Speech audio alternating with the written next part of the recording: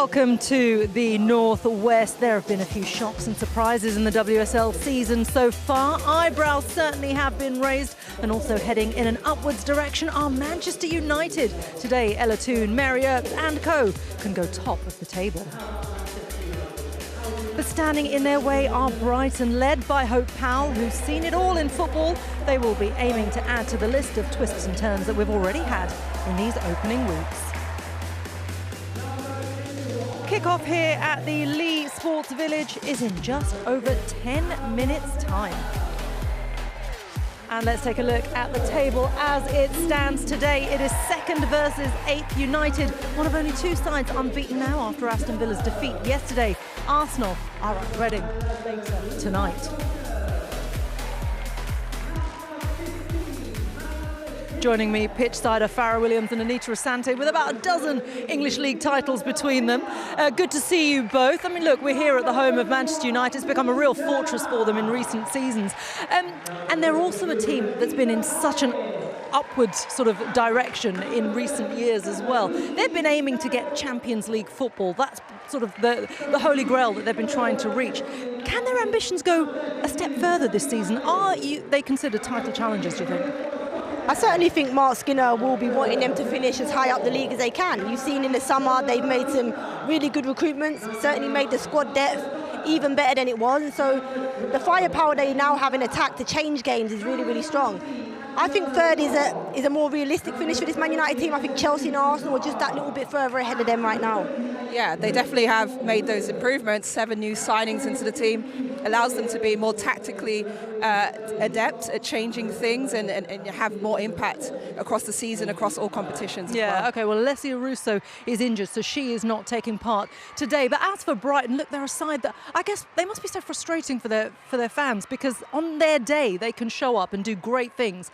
And other times, you know, they just fall that little bit short. What kind of Brighton are we expecting today? Well, absolutely. But Farah and I have both played under Hope Powell, so we know her sides will be very organised and disciplined, diligent, and they'll do it relentlessly for 90-plus minutes. So expect them to be a very hard team to break down, and they'll stay in the game. And it's just about, you know, they'll manage moments where they can get free kicks and corners to try and create opportunities in front of goal. Yeah, okay, well, we can hear from both managers now. Mark Skinner and Hope Powell have been speaking with Betty Glover.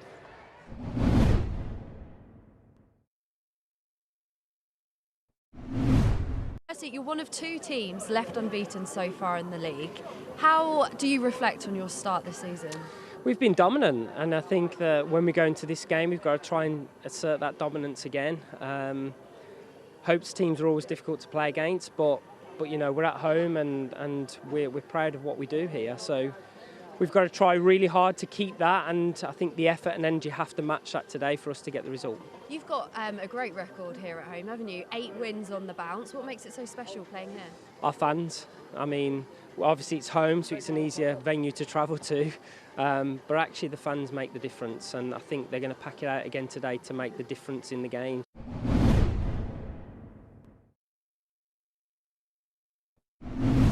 One win, 1 defeat so far in the league this season. How do you reflect on your start? Well, it's very early days, isn't it? I think the game against Arsenal, we always knew it would be a tough one. A player sent off in 6-7 minutes made it even harder. So that was a difficult task from the outset. And then obviously we go into Reading. We were desperate for the 3 points. I think we played relatively well, disappointed to concede late, but we got the 3 points. You've got a tough challenge today. How are you approaching it? Every game's a tough challenge. We're approaching it like we approach every game. Work really hard in the week. We have a game plan. Hopefully the girls can execute that, and you know, hopefully we're looking to get something out of the game. Yeah, well, someone who could certainly help them is Katie Robinson. She was out on loan last season, wasn't she? But she's working so well under Hope Powell. A real bright spark on the right of that forward line. Fantastic young player. I think, you know, here you can see she's very direct when she gets into 1v1 situations. Another thing she does well is stretch and likes to work off of the number 9. But what's really good about Hope is how she's developed her and how she's brought her into this team. She put her out on loan, we've seen last year with Charlton, and now she's come back. But when she gets into these wide areas, she can do both. She can deliver here from deep, round the back of the back line, a fantastic delivery, and the striker should have done a lot better here. But she's also very good in 1v1s, and what I think she's added by going on loan is this composure inside the penalty box, and she manages to tuck this one away, Anita. Yeah, and for such a young player, that's a very cultured finish. You know, she has good range of passing, and she's willing to make those selfless runs that, as Farah mentioned, stretches teams, allows her other teammates to get into positive positions. Yeah, okay, well, someone who's going to be on their guard against Katie Robinson is Mary Earps, the United keeper. She's had a busy international week, hasn't she, keeping the world champions, the USA, at bay. This week, though, she caught up with a girly and a goalie chat, I should say, with Rachel Brown-Finnest.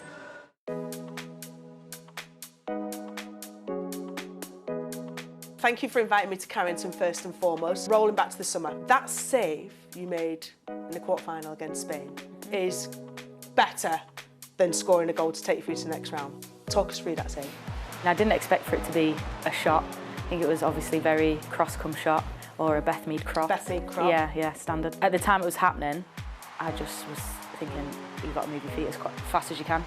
I seen that Millie was kind of recovering, but also that there was an attacker coming in like on her side, and I thought, I've just got to trust that she's going to be there to kind of boot it away afterwards, because I didn't think I'd be able to get too much on it, so thankfully I could get a little fingertip and push it. Talk me through the technical aspect of pushing off. There's this constant debate of like, do you try and punch it away, or do you try and just like fan it away like with your hand and with your fingers? And I was sort of thinking like largest surface area, and these were all like the technical things that were going through my brain really. Mary Earps 10 years ago to Mary Earps now, what's changed? That is such a huge question. I think 10 years ago, I was just a kid that wanted to learn. Like when I came into the senior team for the first time, I didn't want to disturb what you guys were doing. I just kind of wanted to get in, learn as much as I could, make the most of such a high level training, and then like get on my way, get back to my room, not really bother anyone. I remember my first one was, I think we were in Bournemouth, I think we were like down south somewhere, Portsmouth. And you were like, oh, do you want to come for a walk with us? And I was thinking, oh God, going for a walk with the seniors, what am I going to do? But I think now for me, my perspective on life's changed.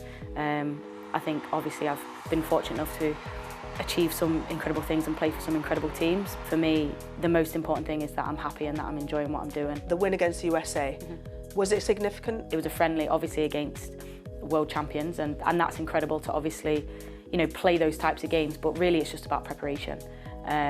Obviously making sure that we're playing in challenging games and getting the best run that we can into the major tournament. And there were some really good signs in there of the future and what's to come. Back to Man United, strong start, only 2 games in, but 2 clean sheets. What are the objectives for this season? Getting Champions League, and for me, I feel like that's the major objective that we're trying to deliver on. We've been talking about it for a while, and for me, it's about time we deliver that. When you look at the squad this year, for the first time, I think you really see, you know, quality and depth in the team.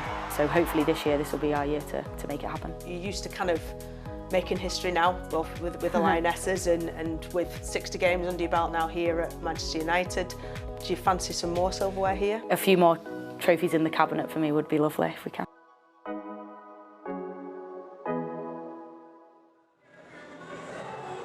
Well, she's already got that one big trophy in the cabinet, hasn't she, with England. But today, look, she's got someone really important in front of her as well. Maya Le Tissier, a defender who is playing her former club today, Anita. And interestingly, she scored twice on her debut. She's also contributed with 1 assist so far. A real sort of astute signing for Manchester United, isn't she? Yeah, absolutely. You know, now they have another player who's full of confidence, who's very positive and direct in her play, but also able to contribute in terms of goals and assists. And you can see how she can cause problems for the opposition, because she will get up the pitch and cause those overloads. I think it's a fantastic signing. She's played right back for Brighton last season, but Mark Skinner's playing her at more as a centre-half this season alongside Millie Turner, who I think just composes her a little bit, makes her a little bit more disciplined and makes her defend more. She's quite an attack-minded player, likes to get forward, but when you play that centre-half role, you have to be more disciplined, and I've seen that this season with her. Yeah, it's a good move for her at this stage of her career, because she's contributed 2 goals and an assist in 58 games under Brighton. But today, here she is, a Manchester United player facing her former club, and the teams are out on the pitch. The crowd are cheering. It's going to be a good game, isn't it? So let's hand you straight over to our commentary team for this one, Rachel Brown-Finnest. But first, Peen Mullenstein. Thank you, Reshmin. Good afternoon, everyone. Well, Leeds Sports Village has become a fortress for Manchester United over the years. The Reds boast the best home winning record in WSL history, an impressive 22 wins from 30 under their belts here. Well, Brighton have been on the receiving end of that record over the last 3 seasons, having never won or scored here. And if that wasn't enough, United look like they mean business this season. They've won their first 2 games without conceding a goal, scoring 6. A win today would be enough to briefly send them top ahead of Arsenal's game later. Well, Brighton come into this off the back of a league win over Reading, a response to that opening day 4-0 thrashing. Well, the players now stand in solidarity with the National Women's Soccer League players in America as they hold the banner with the message that says, "Protect the players."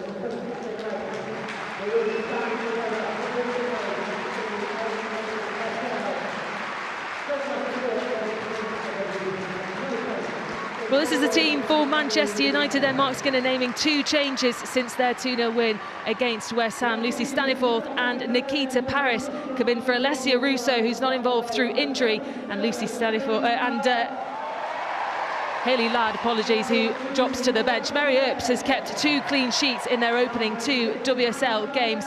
Maya Letitia makes her 3rd consecutive start in the WSL this season after arriving from Brighton in the summer. Lucia Garcia, Hannah Blundell both scored their first goals for the club last time out in the league. Well, for Brighton, it's 2 changes from Hope Powell since their 2-1 win over Reading. Emma Kuhlberg is back from suspension, while Danielle Carter comes into the front 3. Libby Bance and Beatrice Sari drop to the bench. Malika Min has been Brighton's main goal threat recently. She scored 2 in Brighton's last 2 in all competitions, while Katie Robinson has been rewarded with another start today after scoring in that 2-1 win over Reading. Well, Rachel, who are your key players to look out for today? Well, key player for both Manchester United and key player for the Lionesses. There's Ella Toone playing in that number 10 role. She'll interchange up top for Manchester United, but she'll be key in set pieces, as well as that fluid forward play, trying to get on the end of Leah Galton's left-hand side play. Nikita Paris will start in that number 9 role, but Ella Toone will not be far behind her. And great for Brighton to have former England international Dan Carter back leading the line for them. Always a goal threat. Brighton today know they're going to concede possession to Manchester United, but they'll try and catch them on the counter-attack, and Dan Carter will only need 1 chance. Well, the referee this afternoon, Emily Heaslip.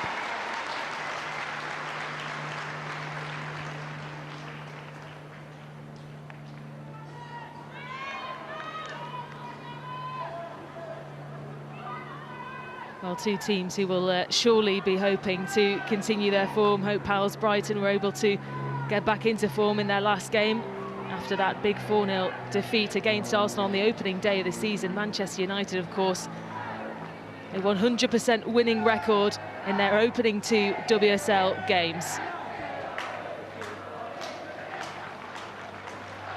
It's like we're on the south coast here, isn't it, with this wall-to-wall sunshine on the pitch. Could be a problem for Meg Walsh, though, on our right-hand side.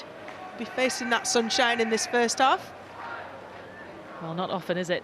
We can say that in Manchester, but it's a lovely sunny day here as the players from both sides take the knee.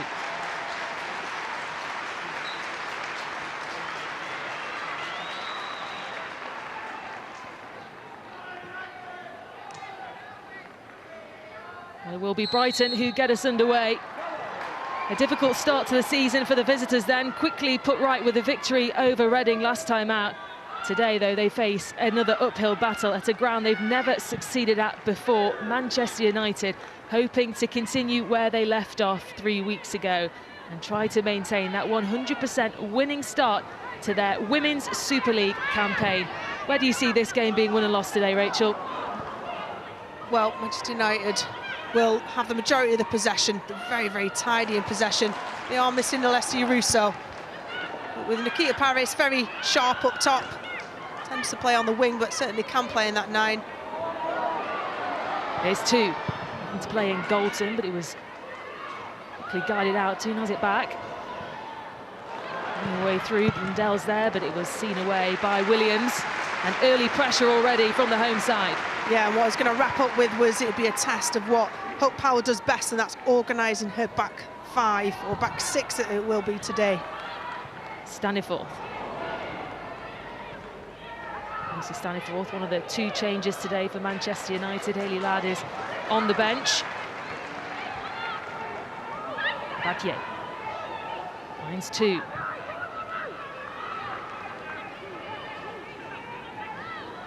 Zellum tried to get that ball through to Blundell, but it was just seen by the Brighton defence. Georgia Fox. Yeah, the midfield would be key for Manchester United. Can see why Mark Skinner has left Hayley Ladd, a more defensive midfielder, on the bench, and brought in Lucy Staniforth, a more attacking midfielder. Battier.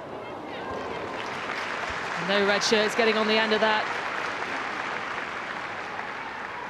Certainly Manchester United have made their intention known. It's to dominate possession, it's to play the game in their midfield and final thirds. Keep it away from Mary Earps, build up from the back. And Mark Skinner's philosophy and style of play is one that has certainly been welcomed by the Manchester United fans. Patterson will try and win the battle against Staniforth, but Staniforth holds off.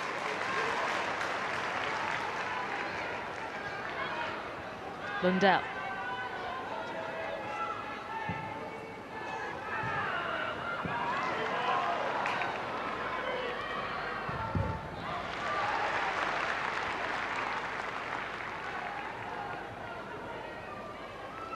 We're going to see that interchange time and time again between Katie Zellum and Leah Galton.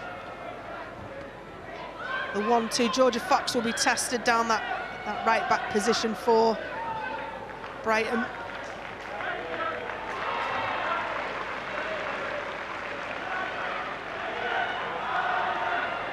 Danielle Carter, who scored in Reading's 2-0 win against Manchester United February last year.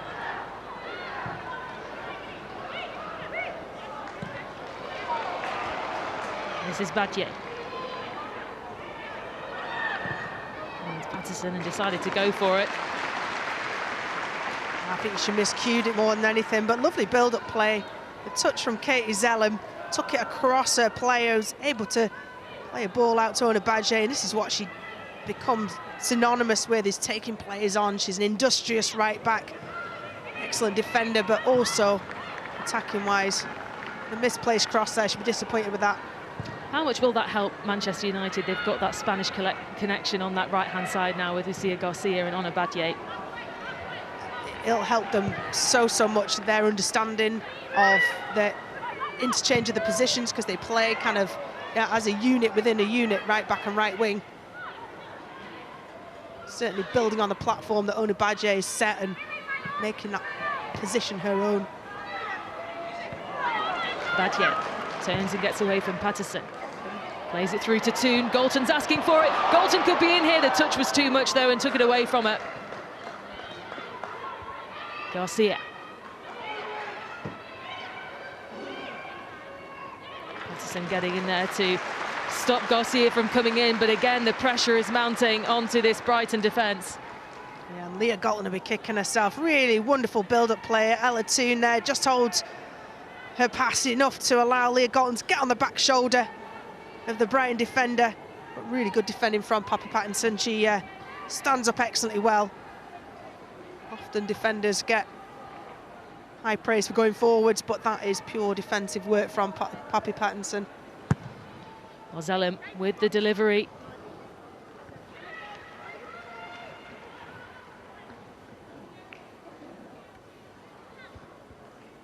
Mark Skinner's team, Manchester United, have set themselves very high standards. Katie Zellum won't be pleased with that one, but they'll want to make this early domination count. And on the flip side, Hope Powell's team will want to ride out this early domination from Manchester United. Garcia into the back of Kuhlberg.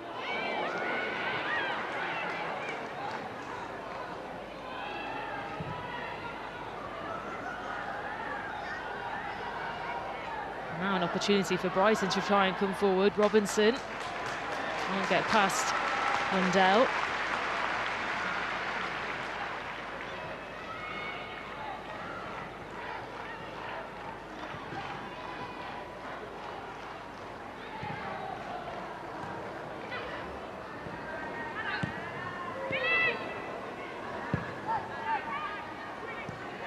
Here's Turner.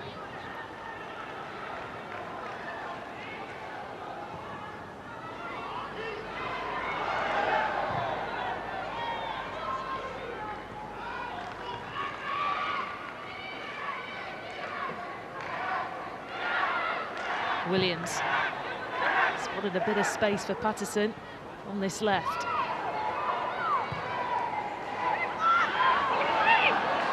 Kicked out by 2. Garcia's making the run. Paris is an option to a left. Garcia with the cross was looping over, couldn't quite reach Nikita Paris. Yeah, no, a real let-off for Brighton. Sloppy play to turn possession over, but quickly pounced upon.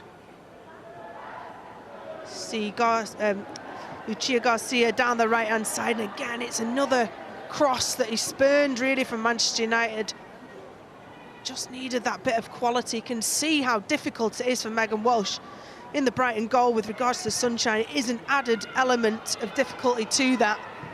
They have to make it count. Paris. Staniforth. And Toon tried to get it through, but it was spotted by Fox and away by Walsh.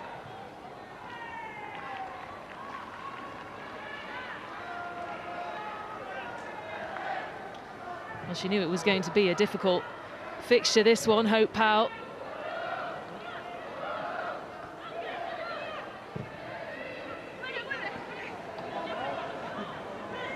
Badje.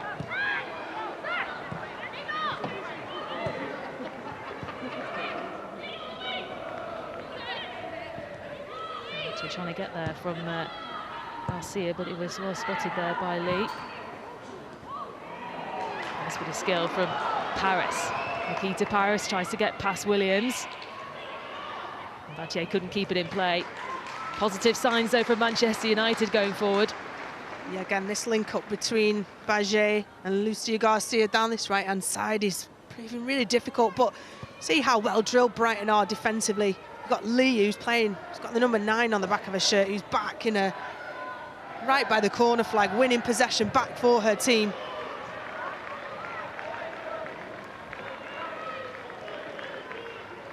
It's going to take every ounce of energy and concentration from the Brighton players collectively to keep this Manchester United team at bay. Well, 2 goals already for Egan Min. She will be on course for 3 and 3 if she scores today in all competitions.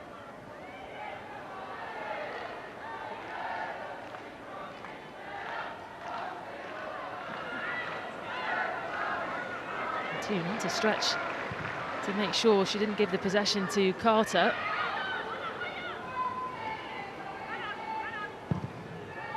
Letitia, who was heavily involved in her opening day debut, Maya Letitia, scoring twice.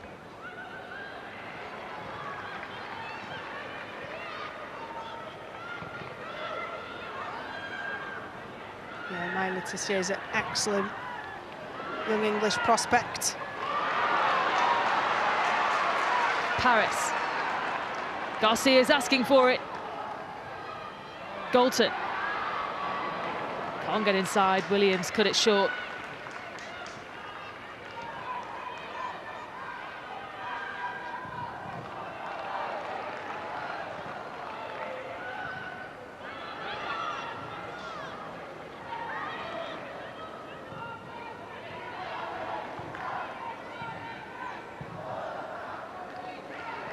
Kuhlberg.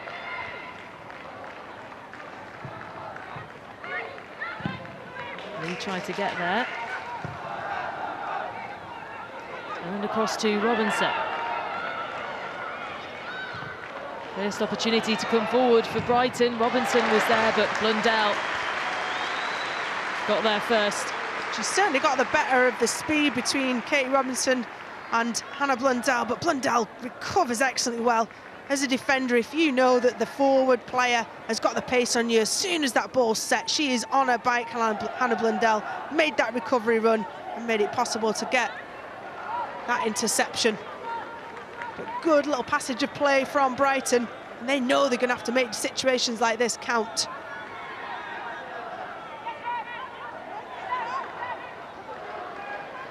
So first corner then for Brighton, in by Pattinson.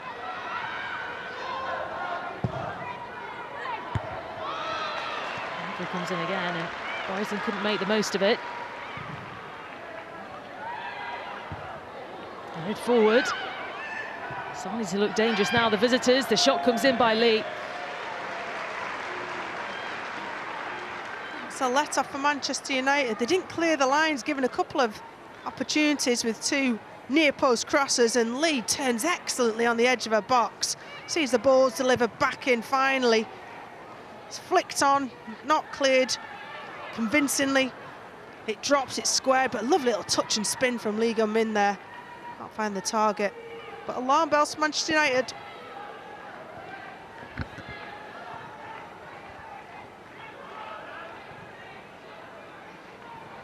Oh, and just like that, the sunshine's gone. We were never in it, Rachel. Here's Galton.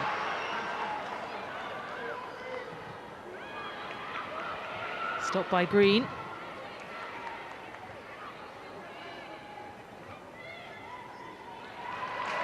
And now wins it back. There's the cross in, but there's not many options in that box for Manchester United. And just like that, Brighton were trying to come forward, but it was quickly stopped by Zalem. Paris.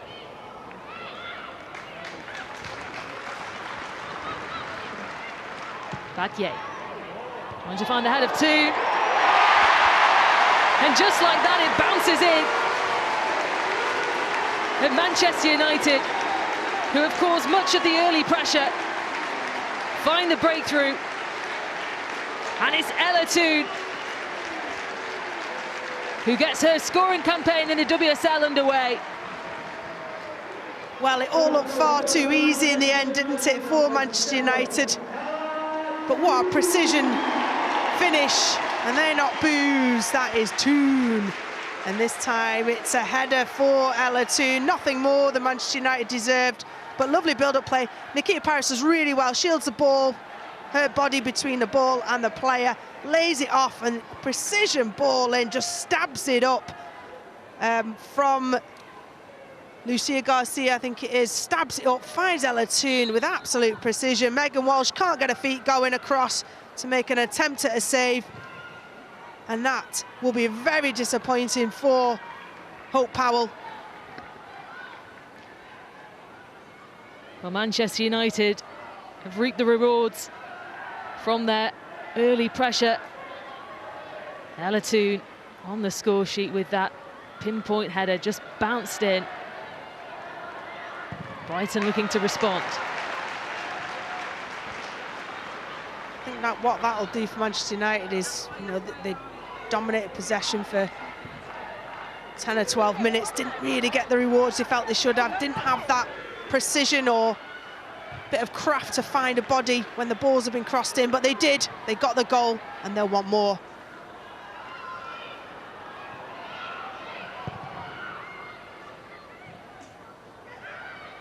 Williams. Tissier. Back to Earps, as Lee is coming in.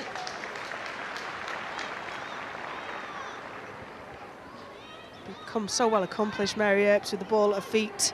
Decision making is exemplary. So impressed with that.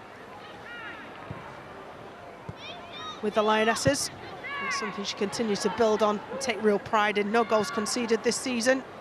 It's one of the big reasons why. Lovely ball over to find Paris.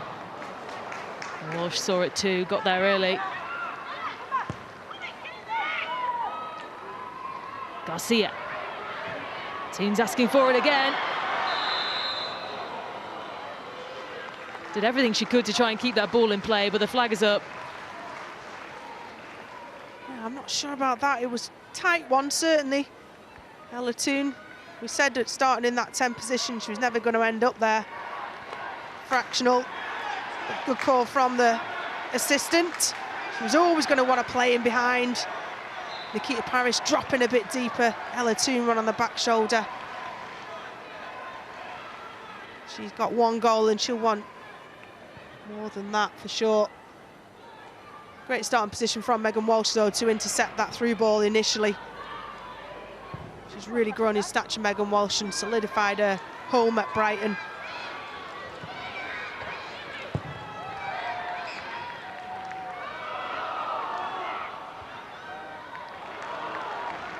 And that was a battle between Galton and Fox.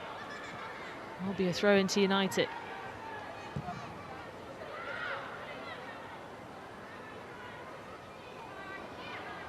Letitia.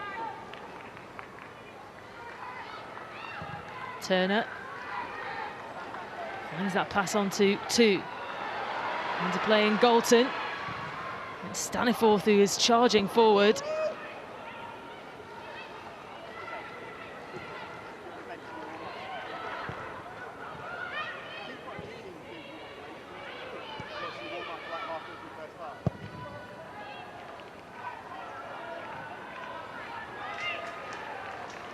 Nice composed play out the back. Gummian and Kuhlberg both keeping their composure in tight areas.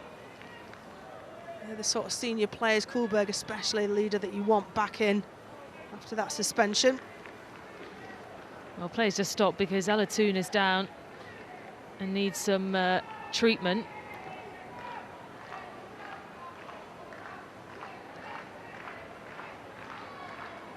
She was holding her ribs not long ago. I don't know what the problem is now, but she does look to be in a bit of pain.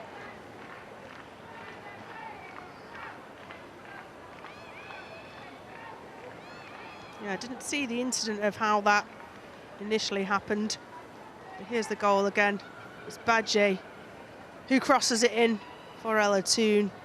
What a sweet connection that is. Just eyes on the ball the whole time, just loses a defender.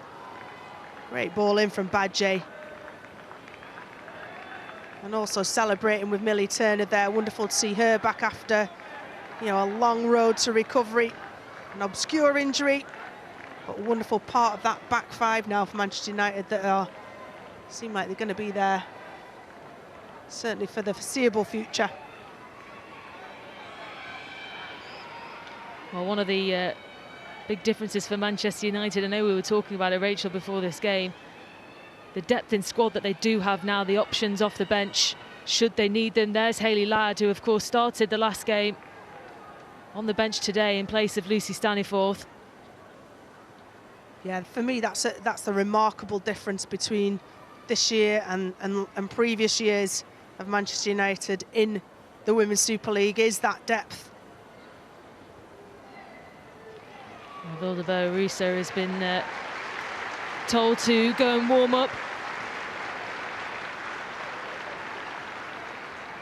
We'll have to wait and see if Ella Toone can carry on for the rest of the match.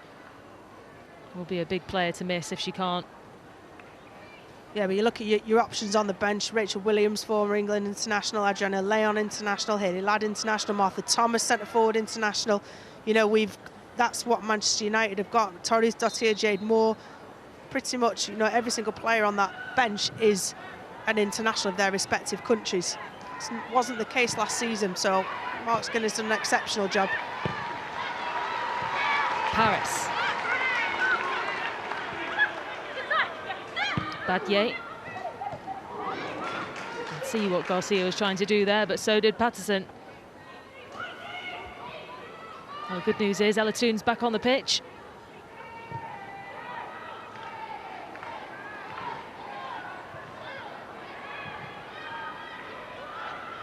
Robinson into play in Carter.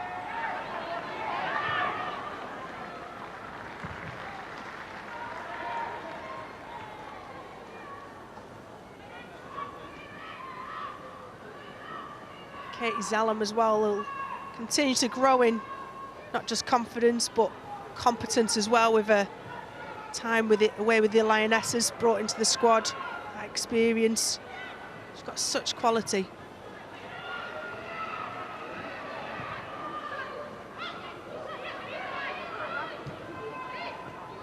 Lee.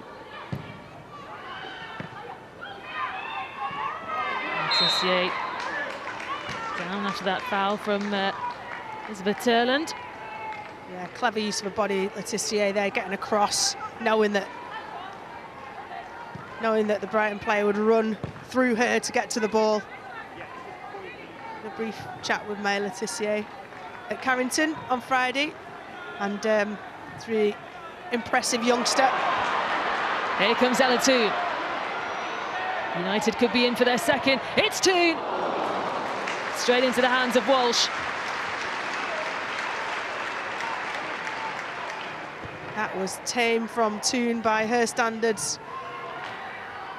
Reasonable save from Megan Walsh, but got a positioning bob on. I was expecting to see the goal net Russell there.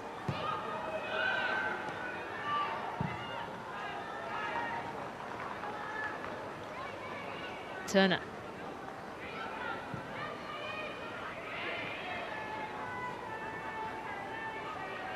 Toone. The ball was on course to find Galton, just took a little touch. It will be a United throw.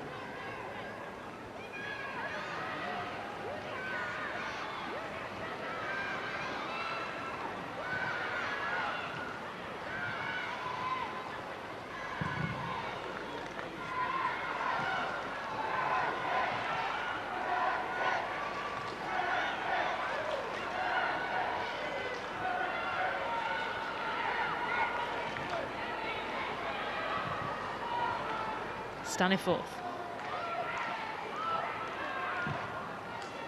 Salem forward looking for Garcia, but again Walsh to it. She's had quite a busy afternoon already.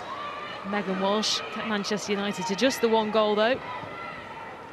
Yeah, again, good starting position from Megan Walsh there. And here's the Toone effort. Yeah, should have been looking to find the corner, Ella Toone, just didn't get any angle on it whatsoever. Badje.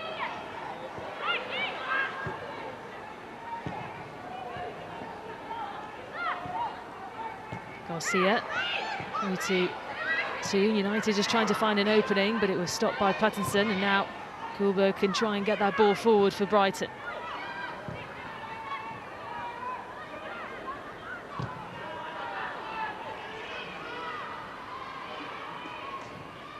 Staniforth.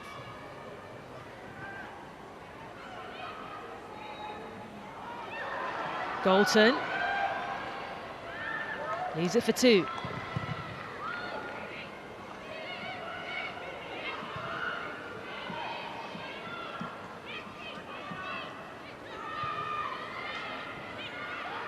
United are impressing me. They're working really hard in possession as well as out of possession. See when Brighton turned the ball over and Tori Williams had it there. Could see that they're trying to set the traps, United. You know, wherever you're going to play, you've got a player pressing them, not giving them easy possession of the ball. Wanted to turn it back over and get it back in possession of the ball, Manchester United. Rigotti trying to get that ball forward for Carter to chase down. As a goalkeeper, how important is it, Rachel, to keep your focus when you know that your team is going to have much of the possession?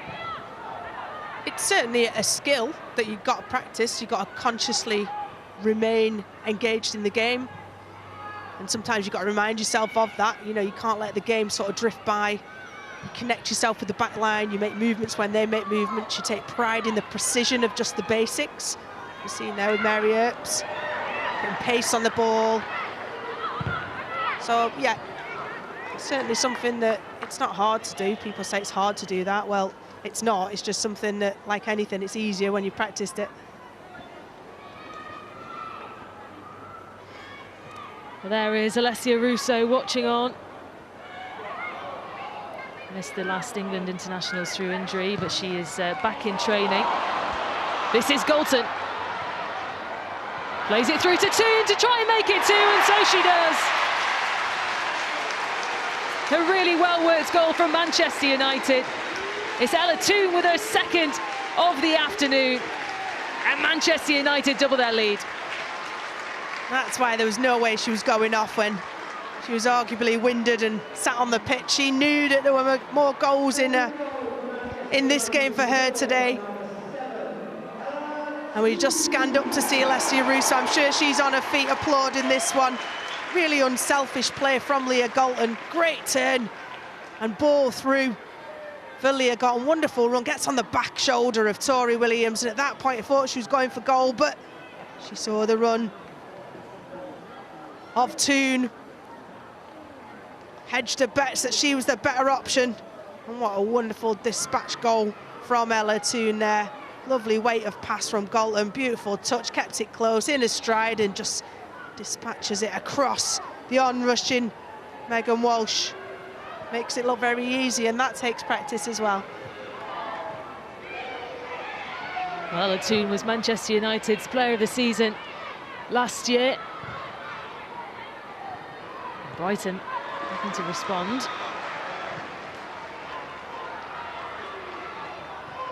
United are bossing midfield with Katie Zellem and Lucy Staniforth sat in front of that back four from United. And the ones breaking things down. Robinson with the ball in. Carter. In and out possession, those two are instrumental. At times they'll sit flat, at times they'll split. A good effort from Dan Carter. We said that if Brighton were going to get into this game, likes of Katie Robinson, who puts the delivery in, she's been a handful so far for United this afternoon. Dan Carter miscues that one. Won't get too many opportunities today, but good to see her back fit and leading the line for Brighton. Letitia. Long ball, searching for Galton.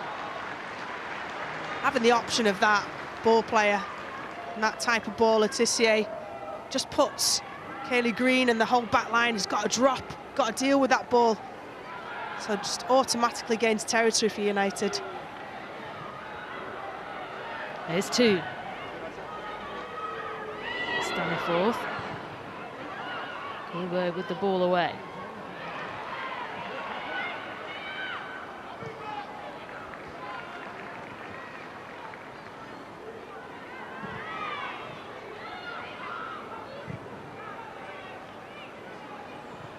Turner. Blundell.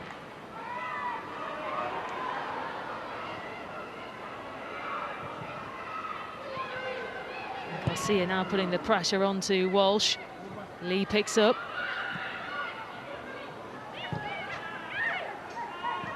Turland couldn't get that ball to find Carter. Turner was in the way. Diagonal was on for Papa Patterson. I was looking and thinking that ball was on to Kate Robinson, the switch, and she's got that in a locker, Patterson.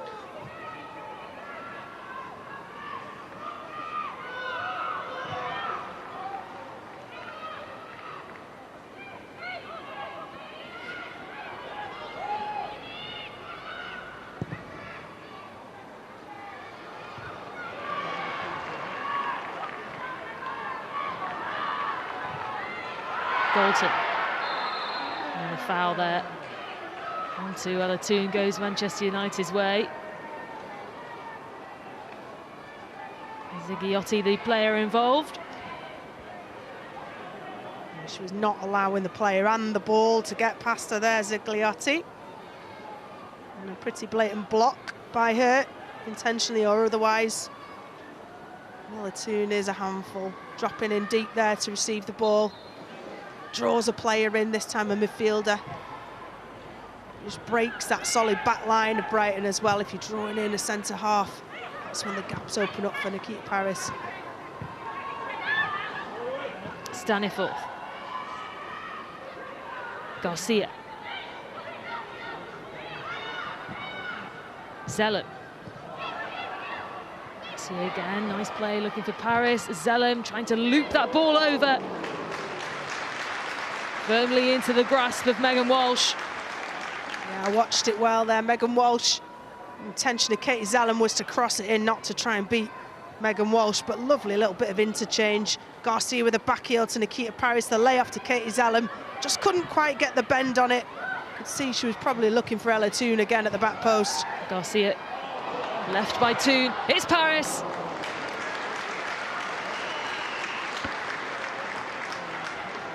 The attacks are coming thick and fast now. Good starting position from Megan Walsh, 7 yards out. Makes the goal look smaller. Doesn't give a lot to shoot at for Nikita Paris. Ziggiotti. Carter.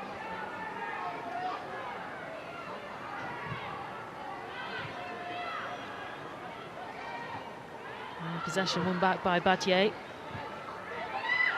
Now Garcia.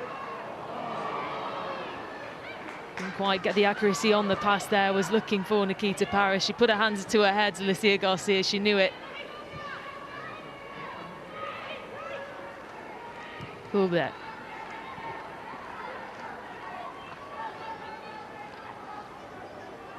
Green.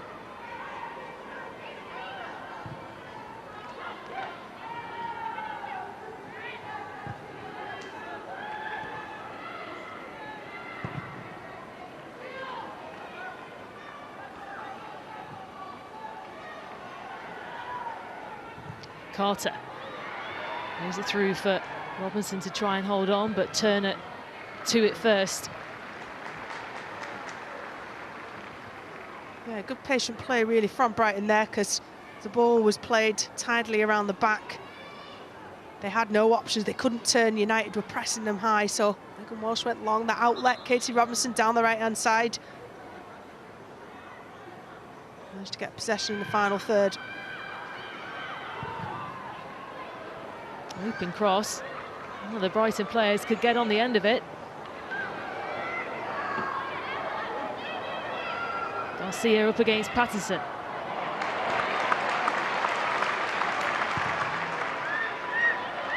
Staniforth.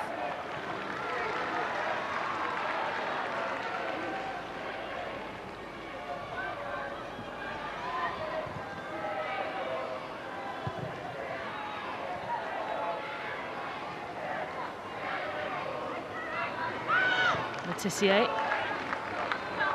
There's Battier at the moment. Manchester United have answers for everything that Brighton are trying to pose for them.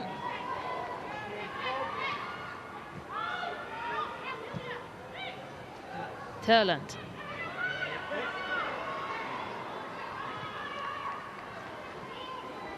What I'm seeing today, first time I've watched Manchester United live this season, there's a real DNA, an expectation of how United want to build up, how they want to progress through the thirds, what movements are required from who and when and where. It's really, Manchester United fans and for Mark Skinner and the team, must be really, really pleasing to see that come off.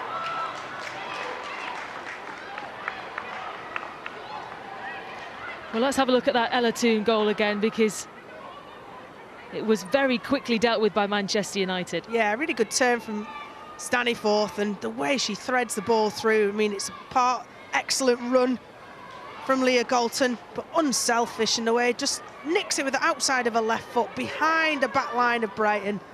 And a sublime finish from Toone.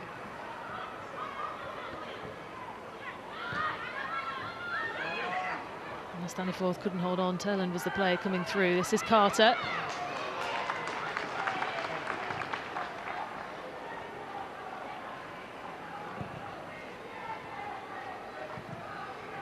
Brighton just struggling to threaten the Manchester United defence in this opening half.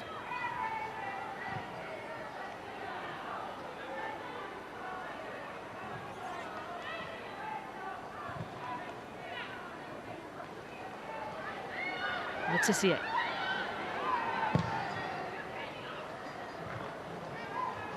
Almost reached Galton, but it was Green who got ahead to it. And a foul from Katie Zellum, who will be going into the referee's books. Yeah, the referee just remarking that it wasn't the first time that Katie Zellum had committed a foul. Not much in that as an individual one, but it is a cumulative There's certainly intention of blocking the player.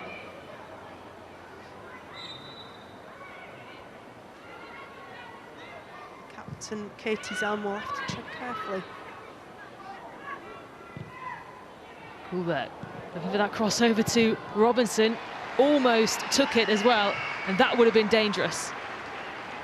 Yeah, she's been the bright spark, hasn't she, for Brighton in this opening half hour. Just getting on the back shoulder of Hannah Blundell makes it difficult for her to mark her. Outside, inside run.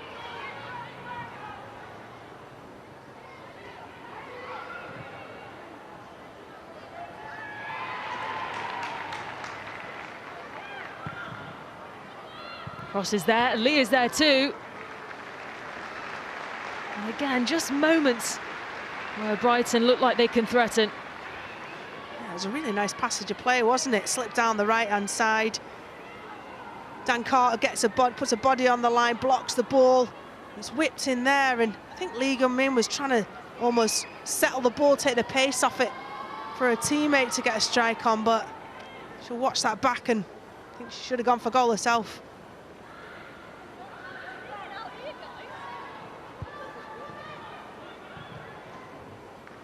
Galton. Allowed to charge forward here, Galton. Toon on the left. Tries to get that cross in, blocked though by Green, and Williams will collect this for Brighton.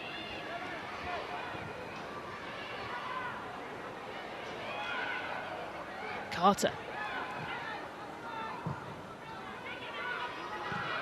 Viotti picks up Lee. And the pass from Lee was short, and Battier collected it for the home side.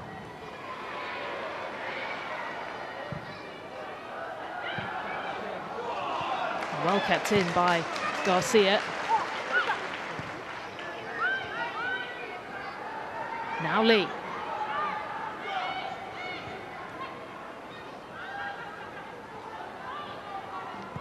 Pattinson with the cross.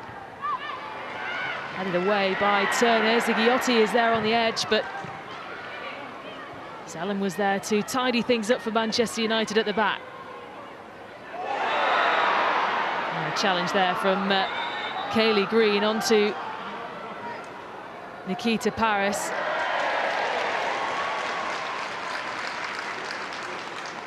Yeah, Nikita Paris is really good about shielding the ball. You see there, she gets a body between the ball and the player, knows that the player is going to try, isn't going to be able to put the brakes on, and to win the free kick for her team.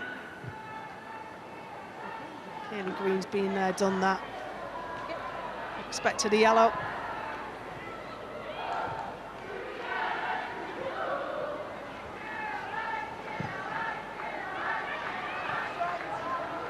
Manchester United, as it stands, still one of two teams in the WSL to have had that winning start to the season. They haven't conceded any goals yet, Manchester United.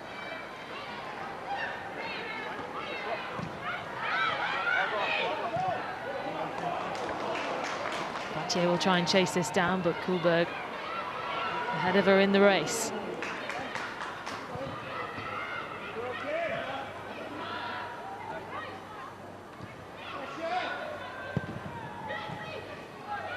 Here's Lee. Zelm into Ella Toon, looking to play in. Galton! It's a third for Manchester United.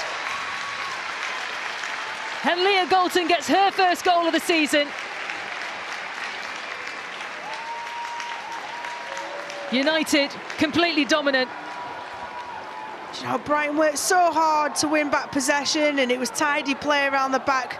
Leah Galton pounces on that, and a beautiful finish, but Brighton do themselves no favours. See how laboured Tori Williams' recovery run is. Well, I wouldn't even call it that. And a beautifully timed run from Leah Galton, slip through, and it's the simplest of finishes. As soon as United work hard to press Brighton, don't let them get easy possession. As soon as they turn over, because that's the purpose of pressing, is to win back possession. It's slick, one-touch movement forward, slip through from Ella Toon, and she repays the favour that Leah Galton afforded her for the second goal. Well, Leah Galton scored last season against Brighton, and Brighton straight away looking to get themselves back in this game, but Badje sends it out for a corner. Well, it certainly will be an uphill battle now for the visitors. It's possibly another... Oh, this is Katie Robinson, who's been excellent for Brighton. Just not being able to pick anybody out. League Young Men has worked really, really hard, and sometimes the downside of that is when they need you in the box, up top alongside Danielle Carter.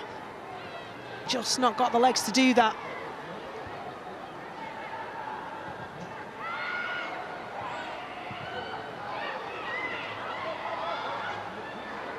Garcia will run away with it, but it's stopped by Zigiotti, who does well to hold on to this. Finds Carter. Now Brighton trying to get through this defensive wall that Manchester United are putting in front of them.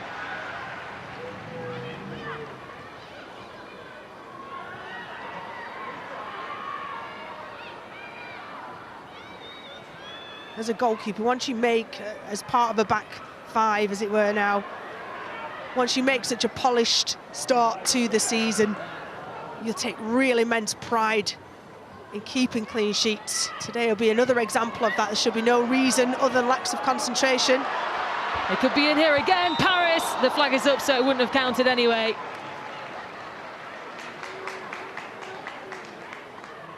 Good save from Megan Walsh. We've seen that high starting position has served her well. Going to need to be kind of like that sweeper keeper. Nikita Paris, I believe, just strayed offside. See here in the build-up again. Lucy Stanano looks... It's marginal, isn't it? Well, every time at the moment that Manchester United come forward, they look like scoring. Well, defensively, Brighton have got to do better. They've got to get arms on. They can't let Nikita Paris, Ella Toon, Leah Galton get between the centre halves. I know they're playing a three. You've got to take responsibility for a player, whether it's Tori Williams, whether it's Emma Kuhlberg, or it's Kaylee Green. You know, they're experienced players. They've got to let those front players of Manchester United know they're in a tussle. Long ball, looking for Garcia, will try and chase this away from Kuhlberg. He does manage to get Manchester United a corner. You know, for all the qualities that these forward players have, Manchester United, their hard work and their determination to scrap, exemplified by that Lucia Garcia, a ball that wasn't precision, it wasn't perfect, but she earned something from it. Forced Emma Kuhlberg into giving away a corner.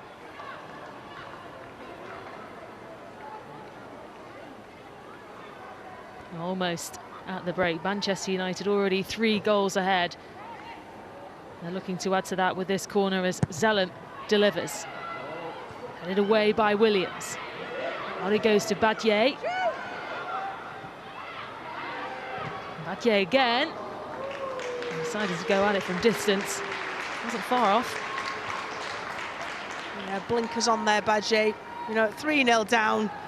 Centre of the goal, 18 yards out. Why not have a pop? In the air of confidence that's about Manchester United, whether all the way from 1 to 11. Every player is going to back themselves individually and as a team at the moment. It's a great place to be in mentally. 2. Tries to find Garcia. Kuhlberg got it away. This is Zellum.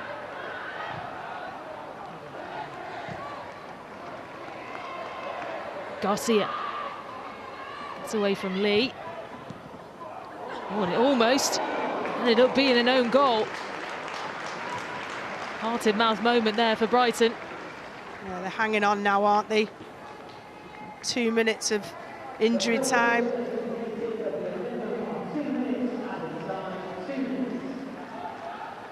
This last ditch, you can see some tired legs.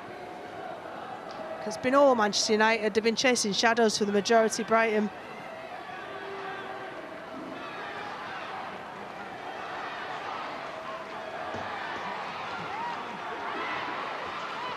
Zellum. And this time straight into the hands of Walsh.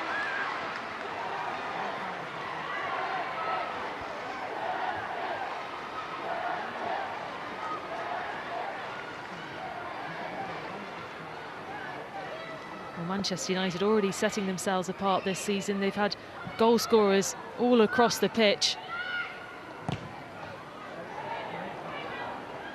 Brighton finding Robinson. This is Turland, who will have a go, and it was a decent hit too, and it needed the save from Earps. Told you about taking pride in a clean sheet. Great run from Katie Robinson, and backed up by Turland, who gets the shot off, and what a save that is. Don't understand how hard that is. The distancing is minimal, so the reaction time is minimal. She gets her feet across, see how she's moving, how she takes off that power step. Can't power step square, it's got to be a little bit forward to get the power on, to hold that wrist, turn the ball around the corner. Textbook from Mary Earps. Well, they got themselves a corner from it, Brighton. Delivery comes in. It's quite crowded in that area, but in the end, Millie Turner clears it away for United. Fox back in. And just skips away there. And Letitia. Williams was trying to chase it down. Yeah, Tori Williams was excellently marked on that final corner. Final bit of pressure for Manchester United to soak up. Well, it's been a superb first half for the home side, Manchester United. Ella Toone with 2 goals in the first half. The first one coming in the opening 15 minutes, a pinpoint header which bounced past Megan Walsh, and then she got on the score sheet again with her second goal to make it 2-0. Leah Galton also involved in the goals for Manchester United. A brilliant first half for them. And Rachel, it really will be an uphill battle now for Brighton to come out in this second half. Yeah, it'd be interesting to see whether Hope Powell does think she can get anything out of this and really kind of go to attack the second half, or whether it's damage limitation. I would err on thinking it'd be the latter.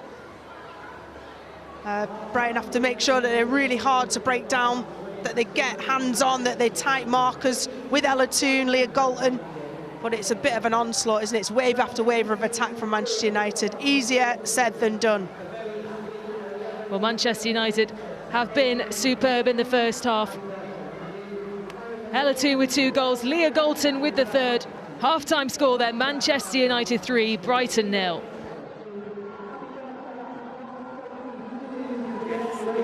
Peen and Rachel, thank you very much indeed. Yeah, United so impressive in that first half. It's been such a slick performance, Farah. It's been a very good performance from Manchester United, especially down their right-hand side. I think much of that is for Brighton's poor possession. You know, when they have the ball, there's so many turnovers, and actually that's what Man United are really good at. That transition, they're so explosive when the ball transitions, Anita. And they're very slick with it. You know, there's good interchange of movement you see between Toone, sometimes Nikita Paris stepping into that 9 position. They're using the width in Galton and Garcia, and it's causing all sorts of problems for Brighton. Yeah, it really did. And the first problem came in the 14th minute. Ella Toone getting Manchester United off the mark, and it all started with Brighton again, you know, losing possession, but United being really quick on the uptake. Yeah, I think you'll see that it starts from Brighton turning over possession quite cheaply in the midfield area, gets picked up by Man United, and they find that space in the half space to connect. And then, you know, look at the numbers behind the ball. At least 9 Brighton players behind the ball, and they don't defend the cross. Header, and it's a goal. It was a really great cross, though, wasn't it? I mean, from Muna Batcher. Batcher, it's a fantastic delivery. Brighton outnumber Manchester United here, and when you know, number 1 rule inside the box as a centre half is that you lock onto your centre forward. In this position, Ella Toone has far too much space here to execute a header. So this is really, really poor defending from Brighton, and we have to be critical about it because as a defender, she should be marked in that position. Could the keeper have done a bit better? Could she have gone a bit more to the other side? Well, I think the keeper didn't react. She's obviously caught on her heels there, isn't able to get that power to really make contact. But the problem is you're going to get crossing situations. There's 2 ways to deal with it. You either get 2v1s on the side to deal with Man United's wingers, or you make sure that you're tight in the box. You're touch tight, that they can't get a free jump in the box. OK, well, Ella Toone got the second goal as well. A beautiful finish on the left foot. Some good work from Leah Galton as well, Farah. Yeah, it's in the wide areas that Manchester United have been most dominant. It's in here. This is really easy for Manchester United. Lots of time on the ball here, and it's the run. The defender gets the wrong side again, and it's Golden that goes through, and a nice pass to the outside of her left foot, and a beautiful finish from Toon. She just lifts it over the keeper, but it starts here in the midfield. There's too much time here. When a midfielder has this much time, that back line in this position here has to drop. There's a runner towards goal, you have to drop your line off. They haven't, they've got the wrong side, and then it's a beautiful run and pass from Golden into Elatoon, and this finish here is beautiful, just lifts it over the keeper. And, you know, Brighton, from a Brighton perspective, this is a defensive system. They have to be able to get numbers and put pressure on the ball. You see there, Kaylee Green's body position is all wrong when that ball is slipped into Galton, so she's not able to turn and react. Yeah, okay. Well, Brighton, again, you know, giving possession away very, very cheaply, very deep as well. And it was the same story for the third goal in this one. It was actually scorer turn provider turn to scorer. It was actually Elatoon assisting for Leah Galton here. Yeah, it's a lovely combination play between, it's like they have perfect understanding with their movement and their timing, and it all starts from Brighton trying to play out from the back in their build, turning over possession, and Toon is able to pick up the ball. Galton's able to pick up the ball and find, sorry, my mistake. Toon is able to find the ball and find Galton, who makes a very clever run off the back shoulder of the Brighton fullback there, is able to get in. You're right, it's in that build phase for Brighton where they're not clearing their lines, they're overplaying. But then what happens, their back line then becomes a little bit disjointed. And here you can see one centre-half steps out, which creates gaps for players like Galton to run in between. It was the delay on the pass by Toon that was so beautiful. That delay just allowed Galton to get the right side of the defender and obviously be able to execute the finish. And Man United are just exploiting this, you know. Brighton need to change the way they're playing. They can't keep building up low in their half and turning over possession. Well, this is exactly it, because you've got them giving away possession so cheaply, and then they're completely penned into their own half. I mean, is it just the case that they don't have the the personnel, I should say, to be able to deal with this wave after wave of attack from United? Or is it the way that they're playing? Are they just set up badly? I mean, is Hope Powell going to make any difference in the next half? Well, for me, when you start getting into that five in the defensive line, and you're not getting pressure to the ball, then you may as well change it. You may as well maybe flip to a 4-3-3, as Farah and I discussed, and try and get pressure on the ball higher up the pitch. Yeah, I definitely agree. I think Brighton haven't had enough pressure. Normally we're used to seeing Kaylee Green a little bit higher up, putting pressure on centre-halves and making it more aggressive for Brighton. At the minute, they're far too deep. They're dropping deeper into their box and causing their own problems. I would think, knowing Hope Powell and knowing how tactical she is, there will be some slight adaptations in the second half. Yeah, it's been far too passive, hasn't it, in that first half. Tell you someone who isn't very passive in the crowd today, Alessia Russo. She's, of course, injured, not able to make the starting lineup here for Manchester United. She has been signing loads of autographs for the fans, and they just cannot seem to get enough of her, can they? Such a popular figure here at Manchester United, also for England as well, of course. OK, well, the WSL action actually kicked off on Saturday. Aston Villa had a chance to go top of the table if they could beat West Ham at home. Here comes the corner. It's a dangerous one, and it's gone in. West Ham have the lead. And Danye Brynjas-Dottir seems to have got the final touch. Just nodded it in.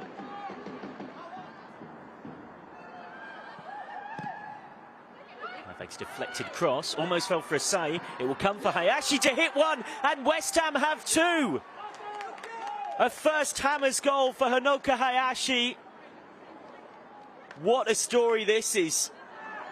High-flying Aston Villa in all sorts of trouble against the Hammers. Clever from Lehmann. Lehmann's ball in.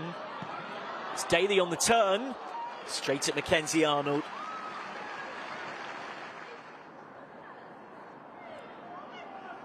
Cross put in, looping header off the post, wide from Patton. Slayman looks to cross.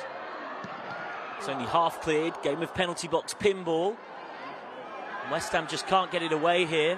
And then it drops kindly and Arnold has to make the save. Johnson's ball in, loops up awkwardly off Fisk. Daly got there first, appeals for a penalty and gets a penalty. And it comes thanks to the persistence of Rachel Daly. Fisk was in there. And it flicks off the arm of Kate Longhurst. It's Alicia Lehman against Mackenzie Arnold. Lehman's penalty is saved. Saved by Mackenzie Arnold brilliantly.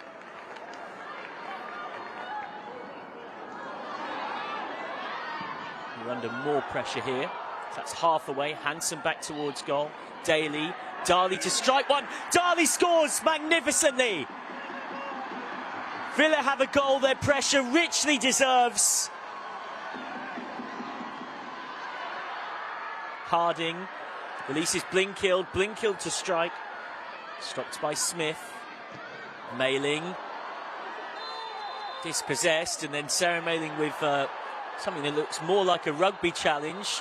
And then the altercation continues between Mailing and Sissoko. Rachel Daly comes in to play peacemaker, and it's a red card for Harva Sissoko. Well, such an incident-packed game, wasn't it, for all the wrong reasons. And look, you can't condone an act like that. Of course, Harva Sissoko should have got a red card for that particular incident. Look, it's only in recent years that we've had, you know, the cameras of the world on the WSL. You guys have been around the game a lot longer. We talk about passion in football. It's exactly what this game is all about. Have you seen this kind of thing before, Farah? I've seen the initial contact, as in pulling players back and just shoving them off of you. I think it's the second part of this action that is a red card. I think Sissoko, the first part where she shoves Mailing off, I think that would happen. A little bit of handbags, get off me, and both of them would have been worthy of a yellow card. I think it's the second motion where she actually forcefully, you know, puts her hand towards Mailing, in my opinion, is a red card. Is it unusual to see that in the women's game?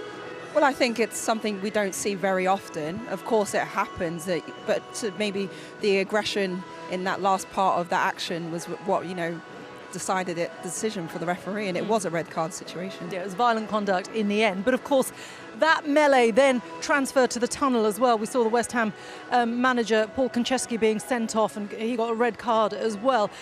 After the game, Carla Ward, the Aston Villa boss, said, you know, what we saw on the pitch was not okay, what we saw in the tunnel was not okay. And Paul Konchesky has come out and he has said that, you know, he is going to stick up for his players. That's what he is going to do. And he said that the reason why it happened was because one of his players was having stuff said to her. So obviously there was a provoking involved there for Harva Sissoko. You know, and he does not agree that Sarah Mailing stayed on the pitch. I mean, what do you make of that? Because she played her part in that. Yeah, I mean, for me, of course, it was between two players, and the referee used her own intuition and adjudged it to be a lesser kind of aggression from Mailing, and that's the reason probably she stayed on the pitch. But all the stuff that happened beyond that, you know, obviously is unacceptable. You've got to be able to control your frustrations and your emotions despite the context of the game. Yeah, especially when it becomes a professional game as it is now. Well, of course, Aston Villa then had that chance to go top of the table. It didn't work for them. Their winning run comes to an end, but this is how the table looks at the moment. Manchester United currently top then with the result that, or the late result, I should say, that is here at the Lee Sports Village. Arsenal, of course, are in action later. Brighton moved down to 9th as it stands. And of course, there's a WSL action coming up for you throughout the day. Chelsea visit Everton later on. Our best wishes, of course, go to Emma Hayes as she recovers from her emergency surgery this week. Manchester City, they're going to be hoping to get off the mark. They're at home to Leicester. Tottenham take on Liverpool at home. And in the late kickoff, it is Arsenal who go to Reading this evening. And of course, all the goals and talking points from this weekend's WSL action are on the Women's Football Show tonight. That is at 10 to midnight on BBC One. There's more football on the iPlayer, of course. Match of the Day X is available now with new episodes every Thursday on BBC 3. And the Rugby League World Cup is underway. Scotland against Italy follows us here on BBC 2. And also coming up in that tournament is this.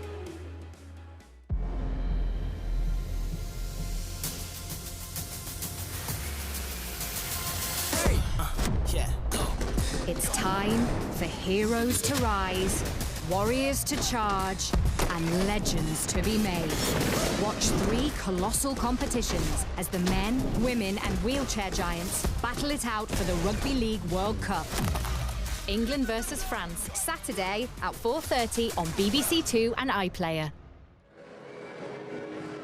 Well, the second half here at Leigh Sports Village is coming up very shortly, but first let's take a look at the story of the first. Well, Leigh Sports Village has become a fortress for Manchester United. A win today would be enough to send them top. But yet, to find the head of Toon. And just like that, it bounces in. Galton plays it through to Toon. And Manchester United double their lead. Ella Toon looking to play in. Galton! Manchester United reap the rewards from their pressure.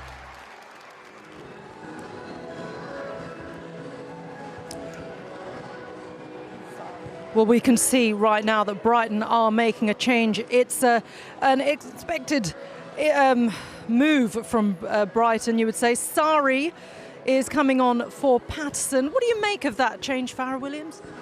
I think they needed more bodies in that midfield to take control of their possession, which we said they kept giving away. So I think this is actually a really positive move from Hope Powell. It was a player that I'd mentioned, while watching the first half, that I thought should be involved in this game and expected this substitution to be made. Yeah, because it's all very well going for the low block, but if you don't have that extra person in midfield to just at least give you the chance of trying to go forward and break up the play.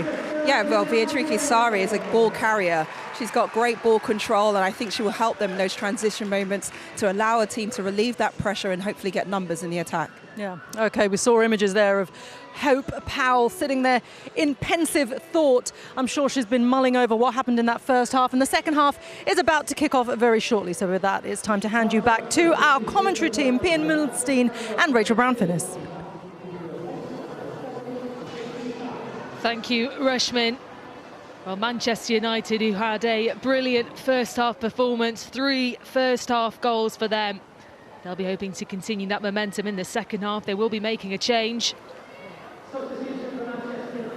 Hannah Blundell replaced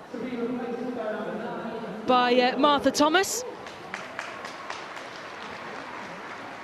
Well, an interesting change there, Rachel. Defender on for a striker. Yeah, it'd be interesting to see for Manchester United whether they go 3 at the back as well. And we'll see in these opening moments. Although, as they're set up, it looks like Leah Galton might sit in at left back, which is not a defensive move because Leah Galton won't spend any time at left back.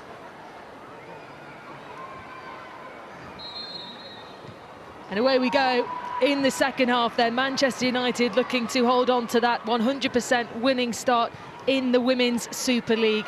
They lead by 3-0. 3 goals in that first half, 2 from Ella Toon, 1 from Leah Galton. Both teams have made a half-time change as well. Poppy Patterson made way for Beatrice Sari for Brighton, whilst Hannah Blundell is replaced by Martha Thomas. An attacking change for Manchester United, who'll be looking to add to the 3 goals.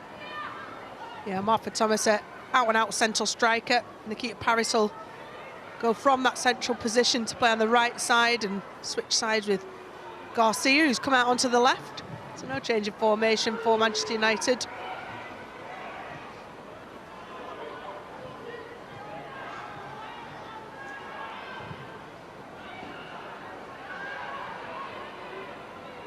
Tissio will get there first. This is Earps, who made a superb save to deny Brighton late on in that first half. There were moments where Brighton were able to come through. This is Fox now on the right. Finds Lee. Carter ahead. Carter looking for that early cross in. Sari couldn't get on the end of it. Teasing ball, wasn't it, from Dan Carter? Knew that she needed to hold the ball up. Not a lot of pace on that ball, but that was intentional. See here, she just spins and puts it in that danger area. As you said, Sari can't slide in, get a toe on it. But bright start for Brighton. Sari will offer a goal threat. Turner with heavy touch. It was quite the ambitious back pass really to Turner. Poor pass from Zellum. Toon keeps it in play.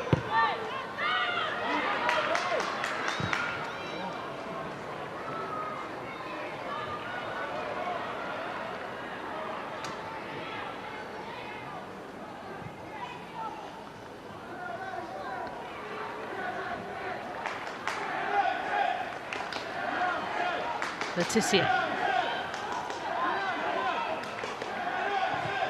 It's one thing that Mark Skinner at half-time will be intent on doing second half, is keeping that tempo up. It's undone the back line of Brighton. Well, it will be chased down by Martha Thomas, but Williams able just to guide it into the pathway for Walsh. United have it back with two. Plays it into Thomas. Cuts it across and Kuberg gets it away. Nikita Paris was arriving too.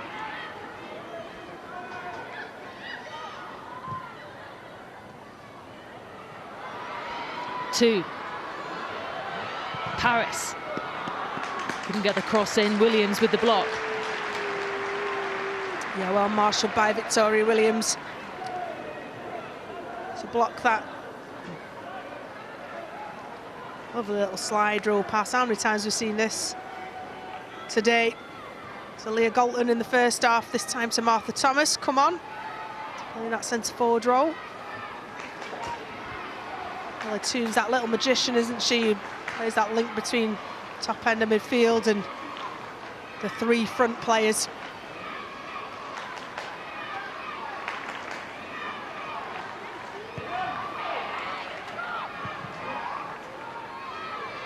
Corner taken short to Paris, and it's sent back in, away by Terland.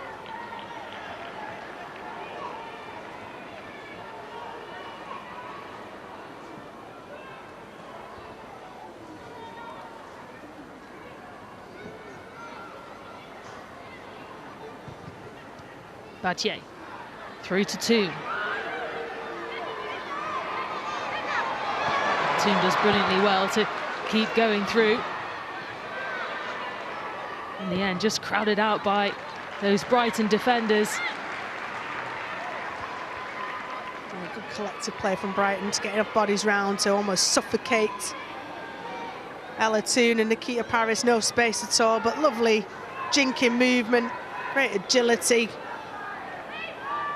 technical capacity.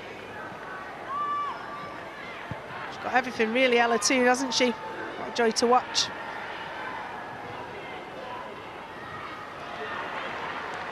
Well, Manchester United have finished fourth in all three previous Women's Super League seasons. They'll be looking to start climbing into those Champions League places after having narrowly missed out on those last season.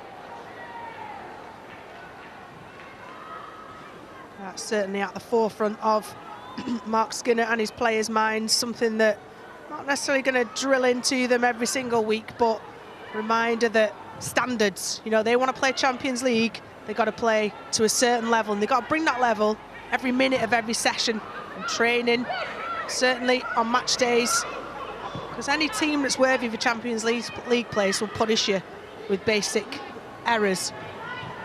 Got away with it today, Manchester United, but Mark Skinner won't so far be 100% happy with what he's seen.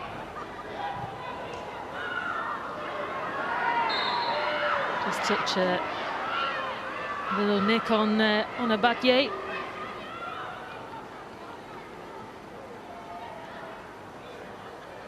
Sorry, protesting the innocence. Certainly at half-time, I'm sure Hope Powell will have told the attacker sorry, not to try and keep Badier quiet, but to say, look, she's been causing us a problem all through the first half. And she know that out of possession, that's very much the play she needs to watch, Sari.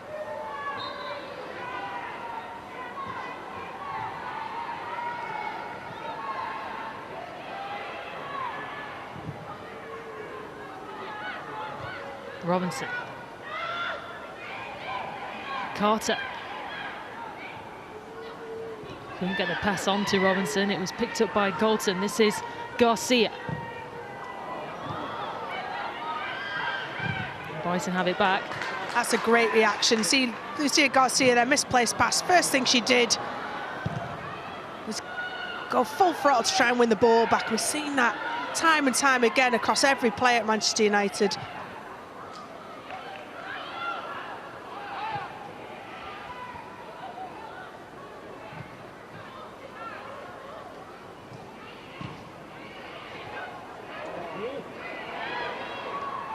Allen got the ball away from Turner.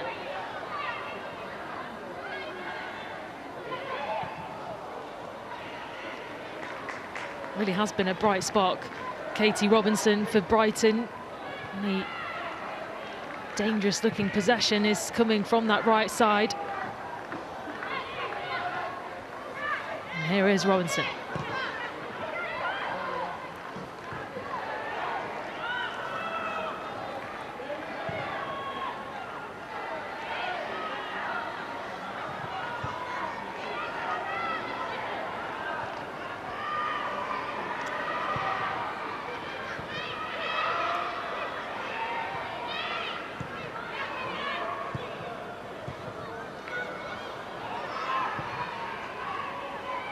Carter. Chased down here by Letitia.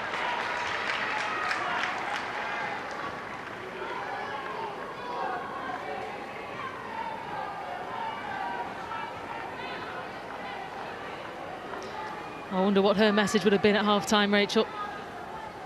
Well, it's to go and do the things that you've rehearsed.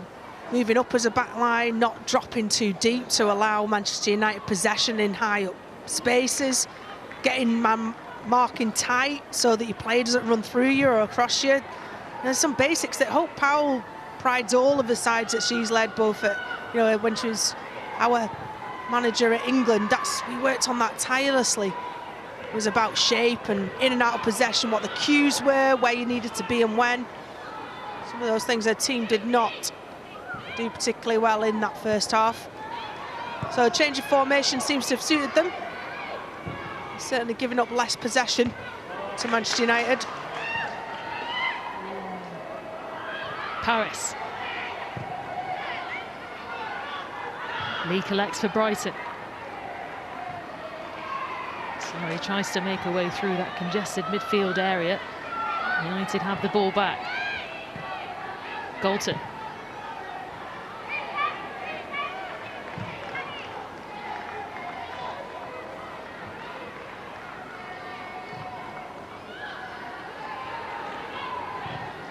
See now Brighton have got 5 in midfield. Manchester United are splitting their midfielders, so Kate Zellem's held a bit deeper. Lucy Staniforth has gone higher up. Looking for that ball through their midfield.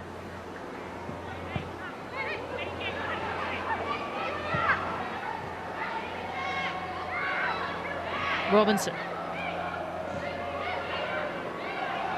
Fox. Picked up on the edge of the area. United couldn't make the most of it.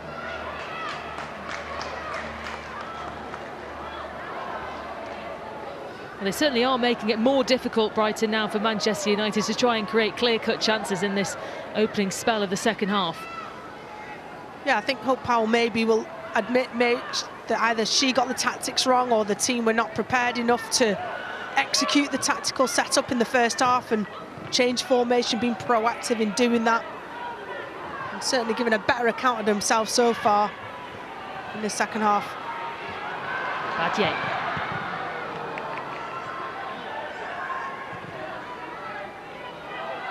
Being able to send that ball forward for Carter.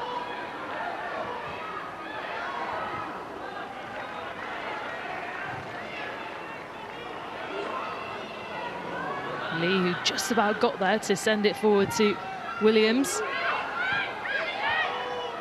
Georgia Fox. Space now for Robinson. Against Galton's allowed to get that cross in. Lee's there. Tellen will try and come on the rebound. And away it goes by Badier. That is by far the best chance so far for Brighton. Well, still alive here, Carter. Well, they're looking for a handball there, Brighton. Chance still alive. Headed away by Letitia, and Manchester United just struggling to come away from this spell of pressure that Brighton are putting on them. Yes, there's good character shown by Brighton here. Amazing play by Katie Robinson, nearly led to that goal. Best chance for Lee Gun-min. Robinson again. Weaving away past Galton, gets the cross in, away by Badier. Hulberg tried to open up another opportunity for the visitors.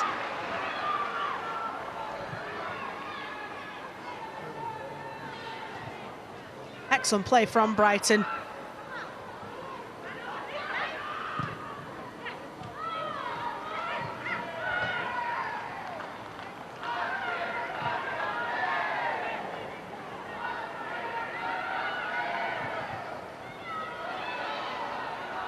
Right into Badier, tries to send it forward to Thomas, but it certainly is Brighton who are putting on the pressure against the home side.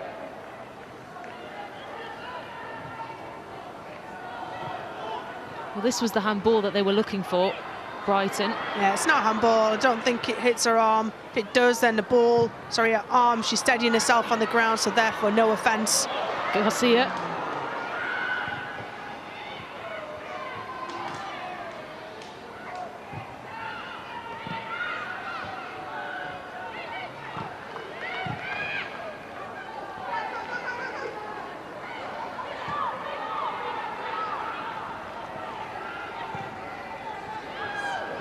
Into the feet of Fox. Weaving away through, gets the shot away too. It had a good curve on it. Into the hands of Earps. And she's rallying her team area. She doesn't want to be left opened up like that. In the first half, Ona Badier and Lucia Garcia had excellent understanding down that right-hand side, the positions they were in. Down this left-hand side, Lucia Garcia and Leah Galton, maybe not quite that synergy. And it's opening gaps up. Katie Robinson's having quite a bit of joy down this right-hand side. It's great breeding ground for young English players, particularly under Hope Powell here at Brighton. So Georgia Fox and Papa Pattinson and Katie Robinson, among others.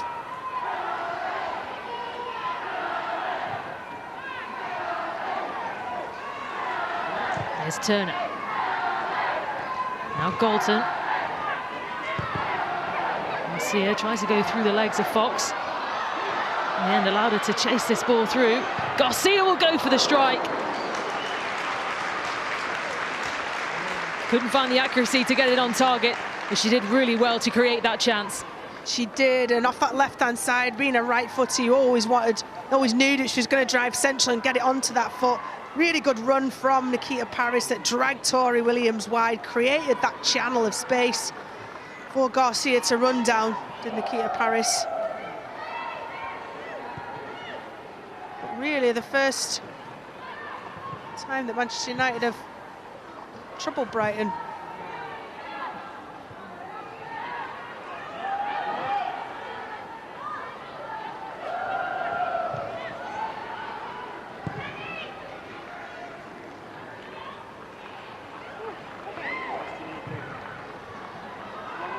Tissio with a long ball forward, searching for Thomas.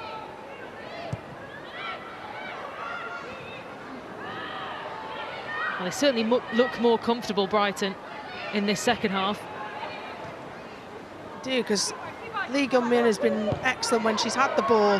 She's not been able to receive it high enough up in the first half, having to work back in midfield, but now she's set in midfield. She's a tidy, tidy player.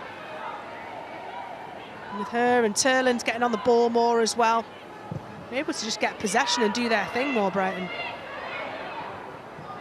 Lee couldn't quite get there to keep the ball in play.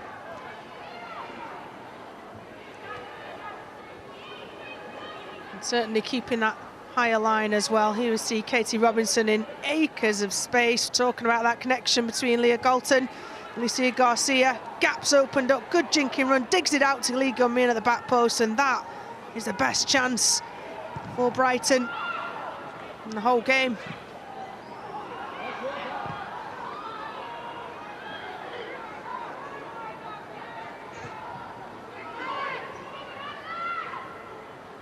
Manchester United preparing to make a change.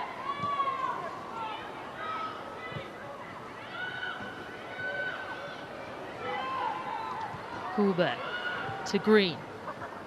Williams gets the touch to play it forward, and Telland thought there might have been those blue and white shirts waiting for it.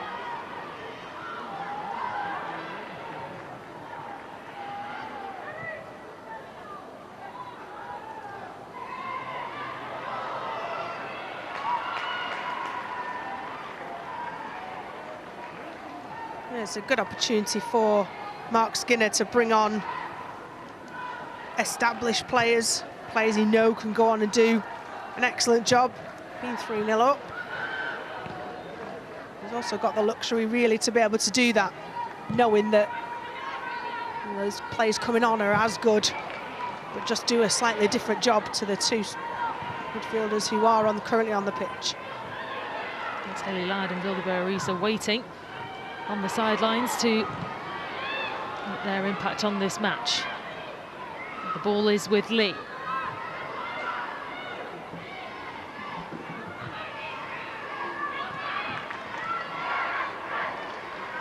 Fox.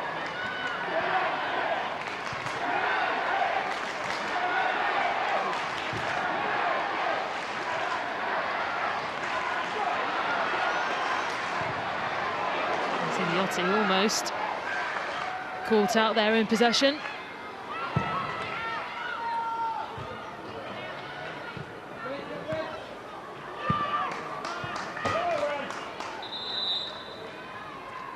Well, here come the changes then for Manchester United. It will be Lucy Staniforth who makes way for Hayley Ladd.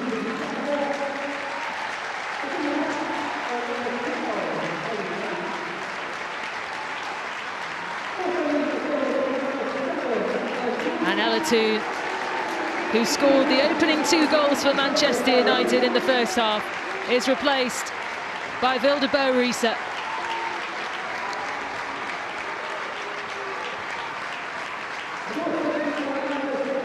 It's what we've come to expect from Toon.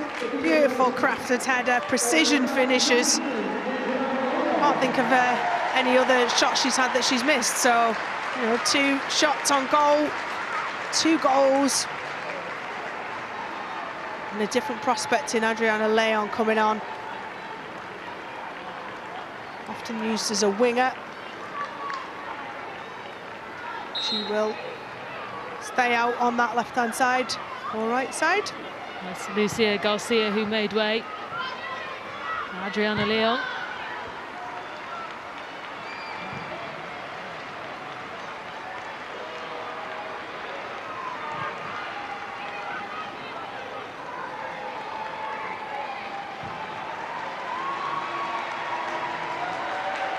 Tissier.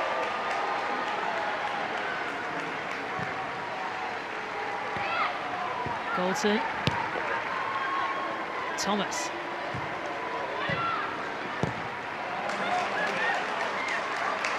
Now Barisa. Didn't quite get a touch right. Adriana Leon. I don't think it was meant for. I think it was meant for the overlapping Leah Galton on the left-hand side. Just got caught under her feet.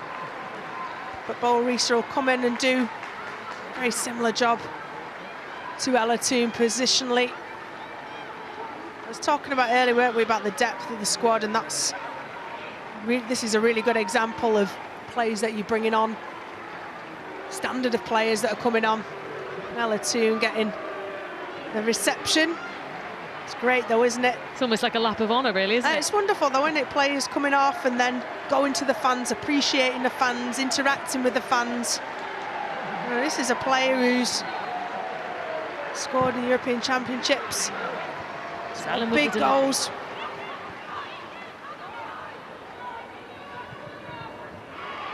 Batted by Barisa. Thomas! And just took a touch off Leon. Twice she's got in the way. Leon started in that 9 position, now going central, and Martha Thomas on this left-hand side. Certainly got attacking options. Manchester United.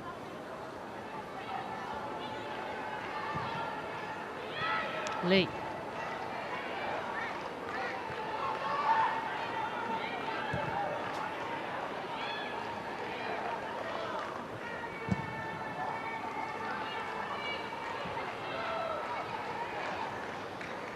Dalton there ahead of Fox. Good shielding there from Leah Galton. As much as she's not often used in that left-back position, she really knows her responsibilities.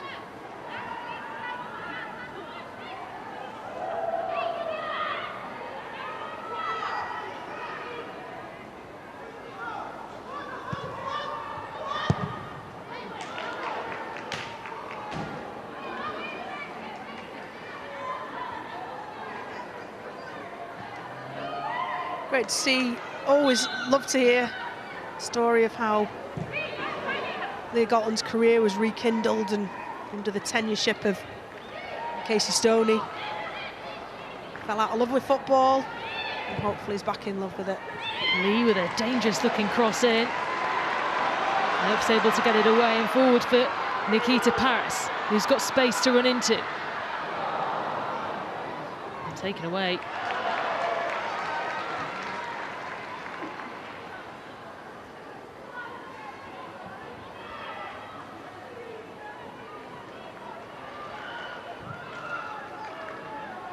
Turner. Well, Manchester United have won their last 8 home WSL matches. They have scored a total of 28 goals before this one. Only conceded once. They've added to that tally now 31 goals in their last 9 home games. Has been a difficult place for teams to come. Thomas. Barisa. Couldn't get through.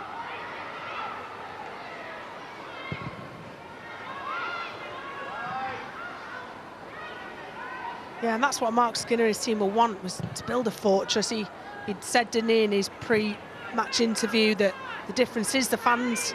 We've seen Leigh Sports Village during the Women's Euros absolutely filled, and season tickets are sold more season tickets than ever before for this place, and the fans are vocal as well, the Manchester United fans, ever since day one. Remember when I first ever came and covered Manchester United and got to meet some of those new fans. They're like a 12th player to them. So Brighton making themselves a change as well. Danielle Carter will be replaced by Park Yeun.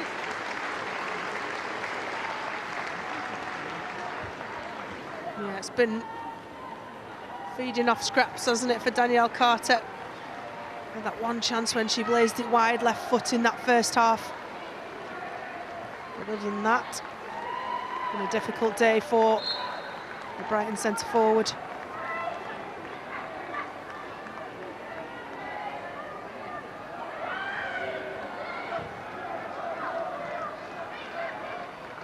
Lee.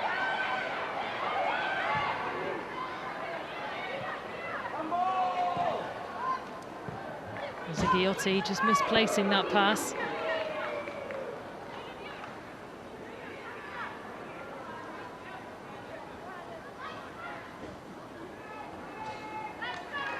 There's plenty of these players on the pitch who'll be hoping to be involved in the World Cup next summer in Australia and New Zealand.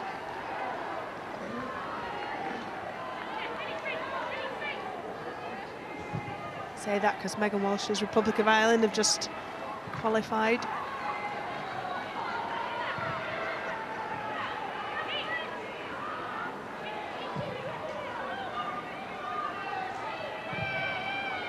Tessier with the ball. to Battier. Risa couldn't quite get the pass on to Leon, who was waiting for it on the left. Yeah, it's been a bit more disjointed, hasn't it, this second half for Manchester United. Not really been able to get into that rhythm that partly was due to their excellent forward play and Leah Galton dropping into the back line second half, but mainly down to the tactical changes, and Brighton have not allowed them the amount of space. They've been much more compact. The back four, the midfield 4 or 5 have worked together and close those gaps down.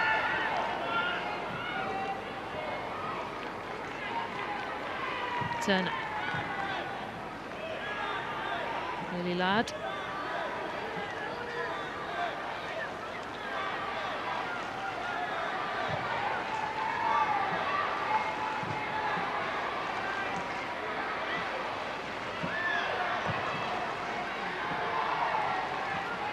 To see it. There's a couple of players, of course, as you mentioned, Rachel, that are going to the World Cup, a couple that just narrowly missed out, Mother Thomas being one of them. Scotland not qualifying. They didn't show up in that last game, did they?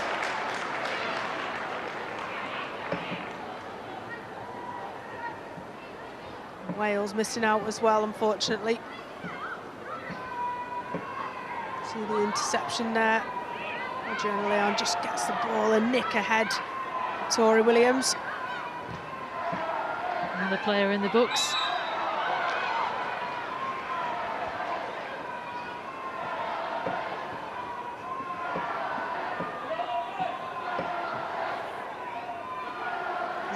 What's driving the level of play across the whole Women's Super League is that the eye's on every player that's here, you know, saying that the World Cup's around the corner. As the ball's taken quickly. Galton. You get the cross in, but straight out to Ladd, who had a go first time.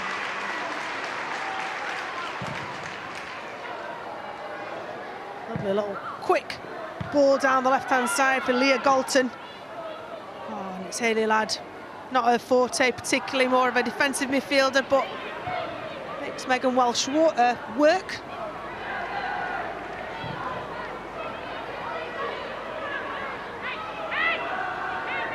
It's the first time Hayley Ladd's had to come from the bench this season. Started both of the opening 2 matches. Leon.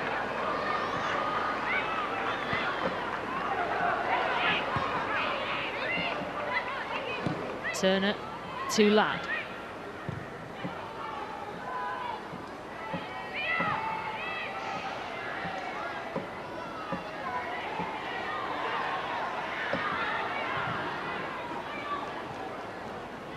Well, they haven't been allowed to create as many chances as they had in the first half, Manchester United.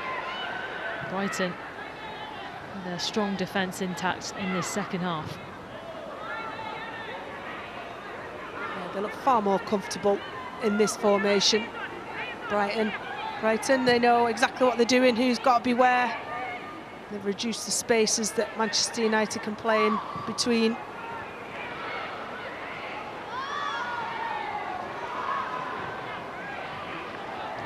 Here's Ladd.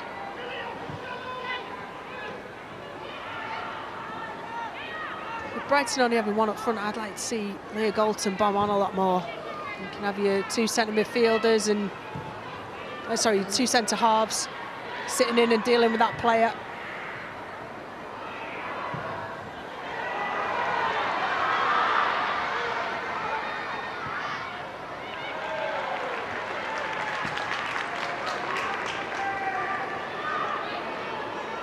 Well, the Women's Football Show is on tonight at 10 to midnight on BBC One. I'm sure Mark Skinner will be pretty pleased if they can keep the scoreline as it is, get 3 big points again. Then next Sunday, we have more WSL action on BBC Two. Liverpool against Arsenal in the Women's Super League. That gets underway 11:45.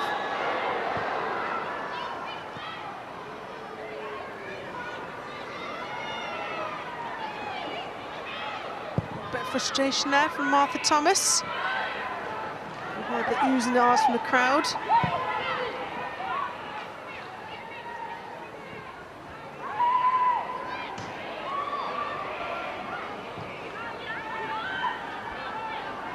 Still very early in the season, Rachel, but do you see Manchester United being a team that can push for those Champions League spots? Well, it's the defining moment will be.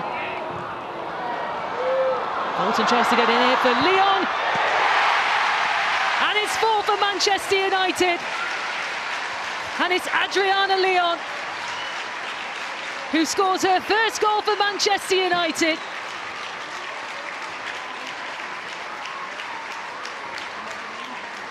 And the home side have 4. And Adriana Leon, who came on as a second-half substitute, has well and truly made her impact on the game. Well, I said I wanted Leah Galton to get further forward, and here's exactly why. Times her run beautifully.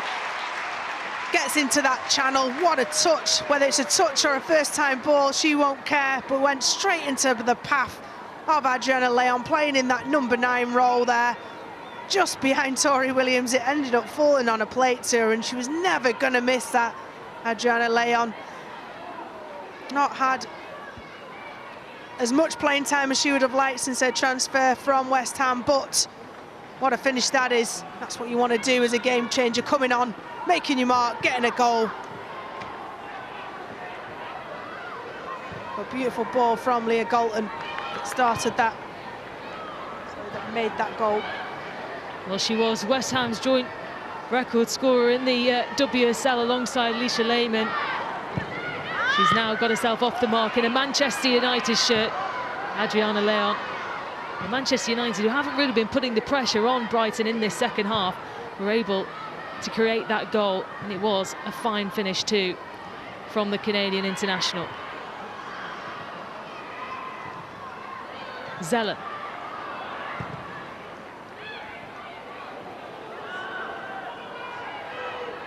Now Brighton coming forward.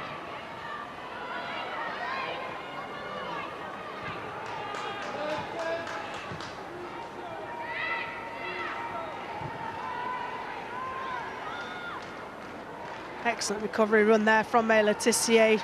Stopped anything happening. Ball went past her, but she's straight on a bike to get her defensive line back into shape, and Hayley Light came across. Ball is back with Manchester United. Earps.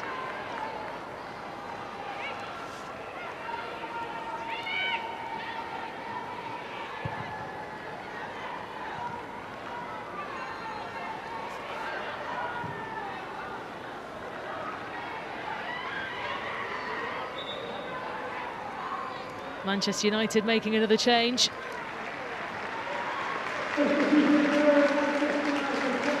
Rachel Williams, who makes her Manchester United debut. It comes on for Nikita Paris.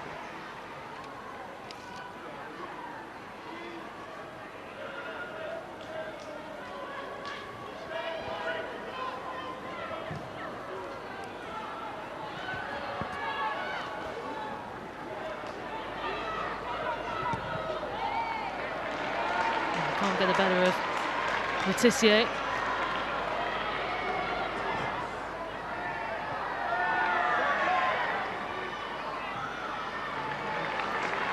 Ladd.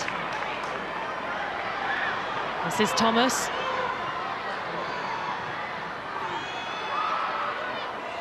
Borisa.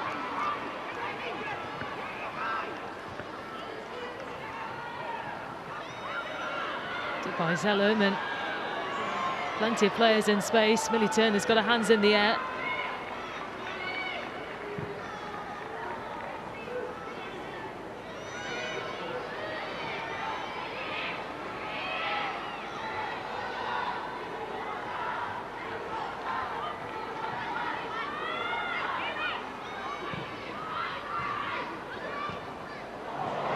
Borisa with the ball through to Galton. Leaves it out for Williams. Picked up here by Thomas, who will try and squeeze in the shot. Williams again. Borisa, and this time sent over by Victoria Williams for Brighton. This last 10 minutes, Manchester United are going to ramp it up, and Leah Galton does really well in that attacking space. Chops inside, Rachel Williams has a couple of attempts, set back again. Those bodies, those compact shape and bodies of Brighton stand strong and defiant. Just can't quite get the breakthrough. Turned over by Tori Williams. Part of that back line that has infrequently been breached in this second half. Another corner for Brighton to defend. Taken by Zellum, out to Boerisa. Letitia. Picked up by Leon. Goes up against Lee. That's the cross in. Thomas with a header.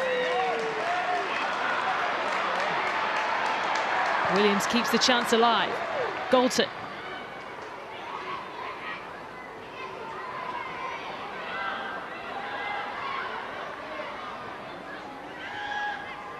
Zellum.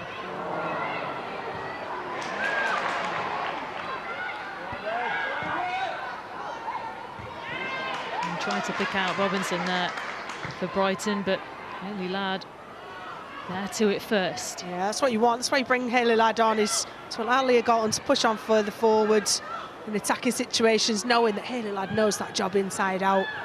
Sit in and plug the gaps.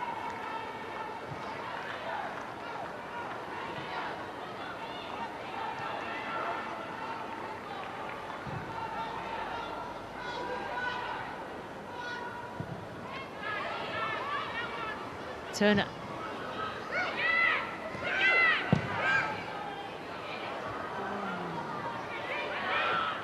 Fox. Brings it straight to Galton.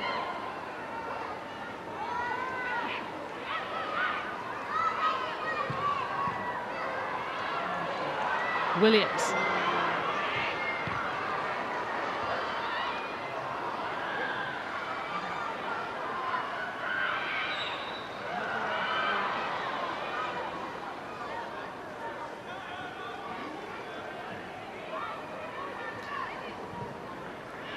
Well, Lee Sports Village certainly has been the difficult place to come for opponents. Manchester United, their 9th win in a row as it stands. Still only conceded the 1 goal in that run, which is an incredible statistic. Williams looking to play it through again.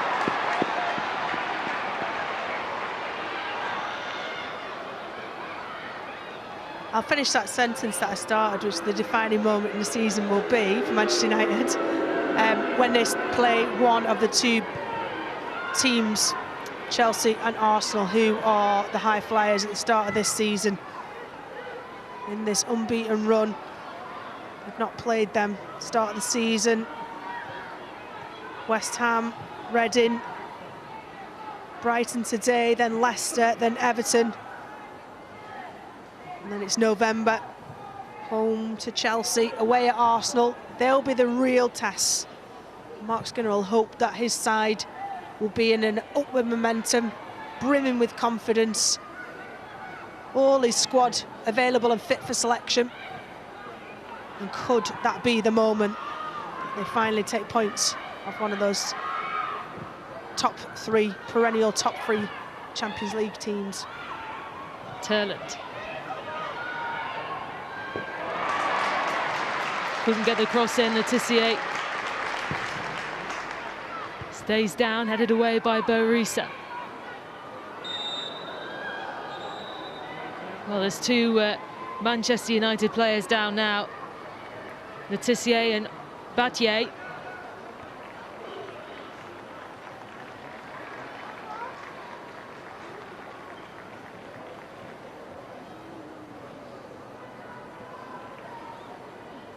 Looks like it may just be cramped form, Letitia. Noble of a former teammate. Stretch out a calf. But it has been a wonderful team display from Manchester United, both offensively and defensively. Can't see anything other than it be cramp. But what options that Mark Skinner has as well. Rachel Williams being talked to. Was at Birmingham with Mark Skinner.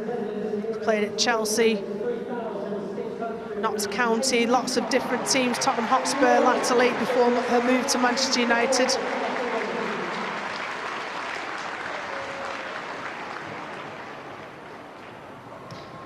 I just heard over the tannoy, 3,400 in attendance here at Leigh Sports Village.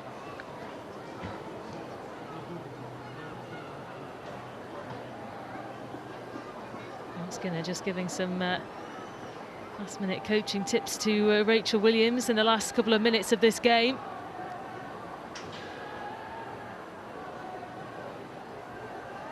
Well, it's not been a perfect performance. That's what Mark Skinner, well, I guess that's what every coach is looking for. But when Mark Skinner's with his team, who clearly have the ability, both individually, but also what I've seen today collectively, across the three units, the back line, the midfield, the forward line, they can play some absolutely amazing football, and there's more to come.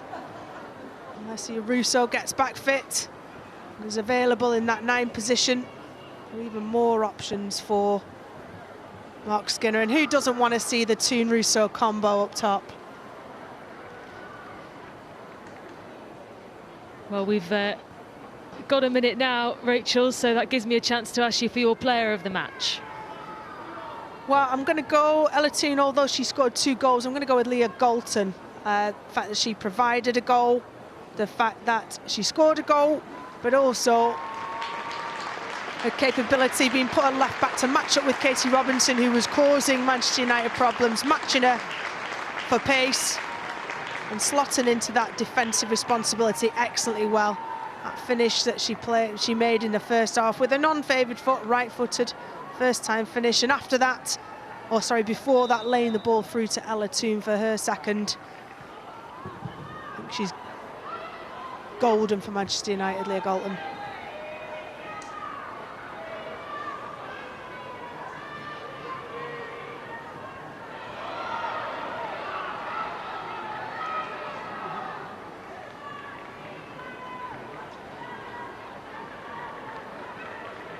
Batier back on the pitch. As is Letitia.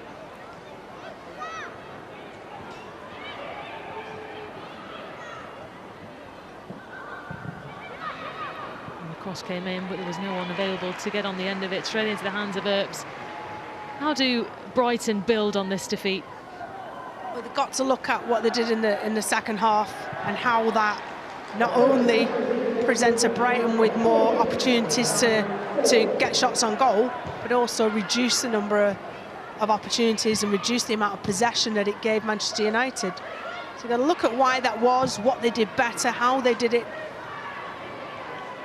and use that moving forwards.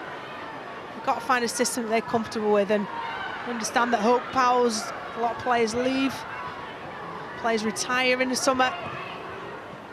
She's working with a relatively changed and young group of players.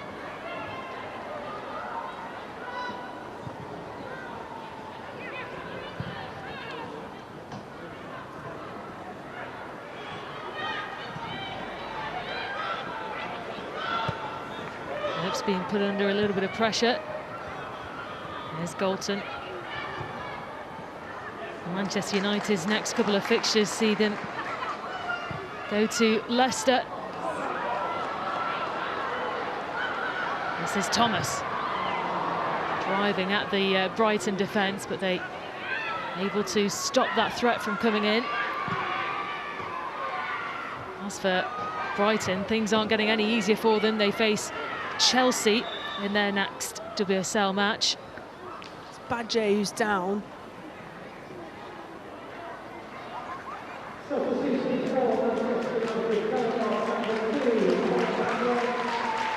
Takes a touch here, just runs into the side of Kohlberg. She was grimacing towards her knee or her leg, so let's hope for the sake of Manchester United because she's been flying down that right-hand side. But Torres Dottir comes on, hugely experienced, just slots straight in at right back. Well, that is a concussion substitute for Manchester United. They had already used all 5 substitutes, but because of that knock to Onabatye, Maria Torres Dottir comes on.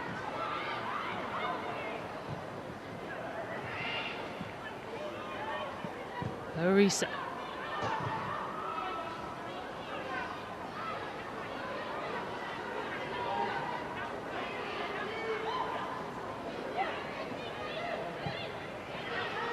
It's been a canter, hasn't it, at times, really, this 4-0 convincing win for Manchester United.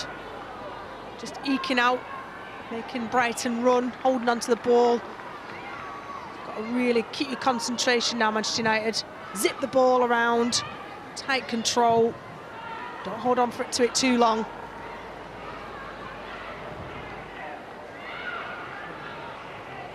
Torres Dottir.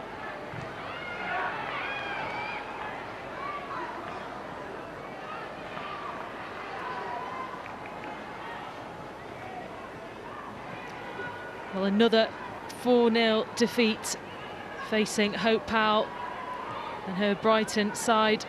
They lost 4-0 to Arsenal on the opening day of the season, while Manchester United beat Reading on the opening day of the season 4-0 too. Contrasting feelings for both managers.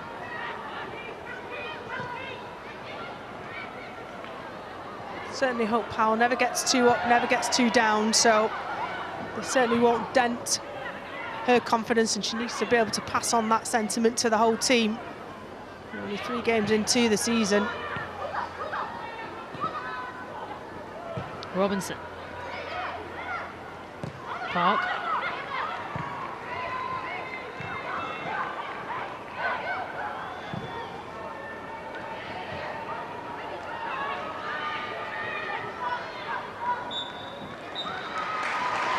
Well, there goes the full-time whistle. A convincing 4-0 victory for Manchester United. The opening 2 goals came from Ella Toone in the first half. The first one coming within the opening 15 minutes, the second as well for Ella Toone. Her first 2 of the WSL season. Leah Galton got herself a 3rd in the first half. Manchester United dominated first half, and then the second half Brighton looked more comfortable, but they couldn't keep Adriana Leon at bay, who came on as a second half substitute to add to the goals for Manchester United, and it has been a very convincing win, Rachel, for Manchester United. Yeah, ruthless, excellent game management from Mark Skinner. The substitutes that he made didn't dip in the quality. It was a tactical change from Brighton that really stymied what Manchester United could do, limited them in that second half. A convincing win for Manchester United and a little platform for Brighton to build on with that second half performance. Well, Manchester United, as it stands, go top of the WSL season. And a very good win for the home side. The full-time score then, Manchester United 4, Brighton 0. Thank you very much, Rachel and Peen. As we can see, Mark Skinner there going over to talk to the officials and talking to his players as well. Little fist bumps there. He'll be very happy with that performance. That is a convincing scoreline, certainly, but a convincing performance as well, Farah Williams. Yeah, really good performance. Certainly in the first half, when Brighton sat back and tried to make it hard for this Man United team, they punished them with the goals. I think second half, their intensity dropped a little bit, but I actually think Brighton got a lot better in the second half, I think, which obviously stifled Manchester United, and they wasn't expecting it. But a 4-0 clean sheet, Mark Skinner will be really happy with that. Yeah, solid performance for Man United. Keeping that momentum and the consistency in their performance is really important for, their ultimate goal, which is probably to break into the top 3.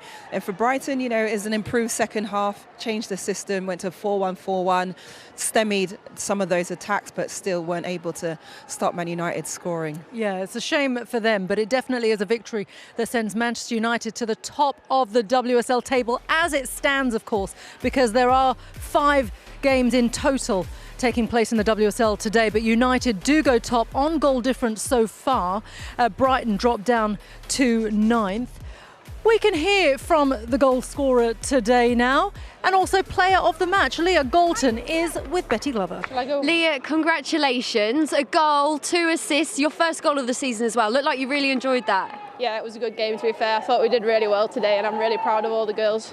Yeah, and unbeaten at home, 9 games on the bounce now. Does this give you confidence that you can go that extra mile this season? Absolutely. I think we just have to keep it up every game, and obviously right now we're doing well, so we just need to keep on form. Talk to me about you and Ella Toone and the way you link up, because you looked on fire out there.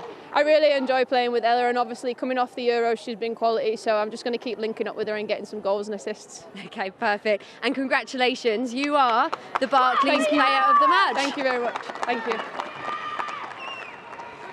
Yeah.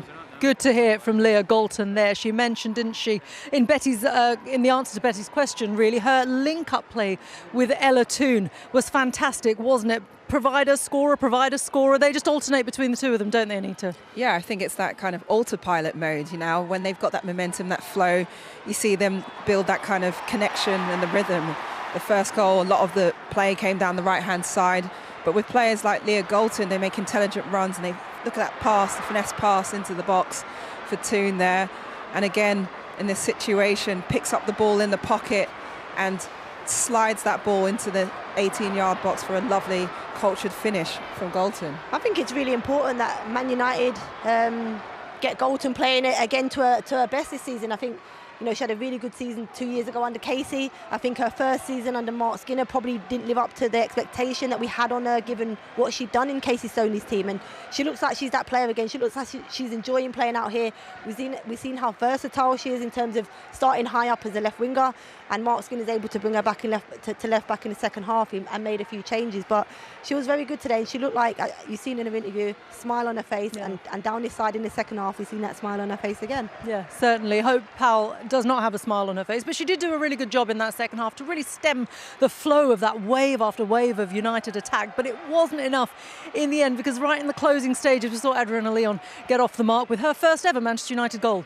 Yeah, fantastic goal for Adriana Leon. We actually were joking about Galton. Perhaps that wasn't her intention with that pass, and she looked like she wanted to take that on her first touch, but it falls perfectly in front of Adriana Leon, who is composed enough to put a low, hard finish. But for Brighton, you know, they should take some positives from the second half, limiting them to, you know, just 1 goal as opposed to the 3 they conceded in the first. OK, well, it's been a big victory for Manchester United then. They are there pushing and pushing for a place in the top 3. I wonder if they can get it this season. Don't forget, you can catch up on all the WSL action this evening at 11:50 on BBC One. My thanks to Farah, my thanks to Anita, my thanks to everyone at home for watching as well. We'll see you again soon. Bye-bye. A win today would be enough to send Manchester United top. And just like that, it bounces in. And Manchester United double their lead. Galton! It's a decent hit, it needed the save from Earps. And it's 4 for Manchester United. And Adriana Leon has made her impact on the game.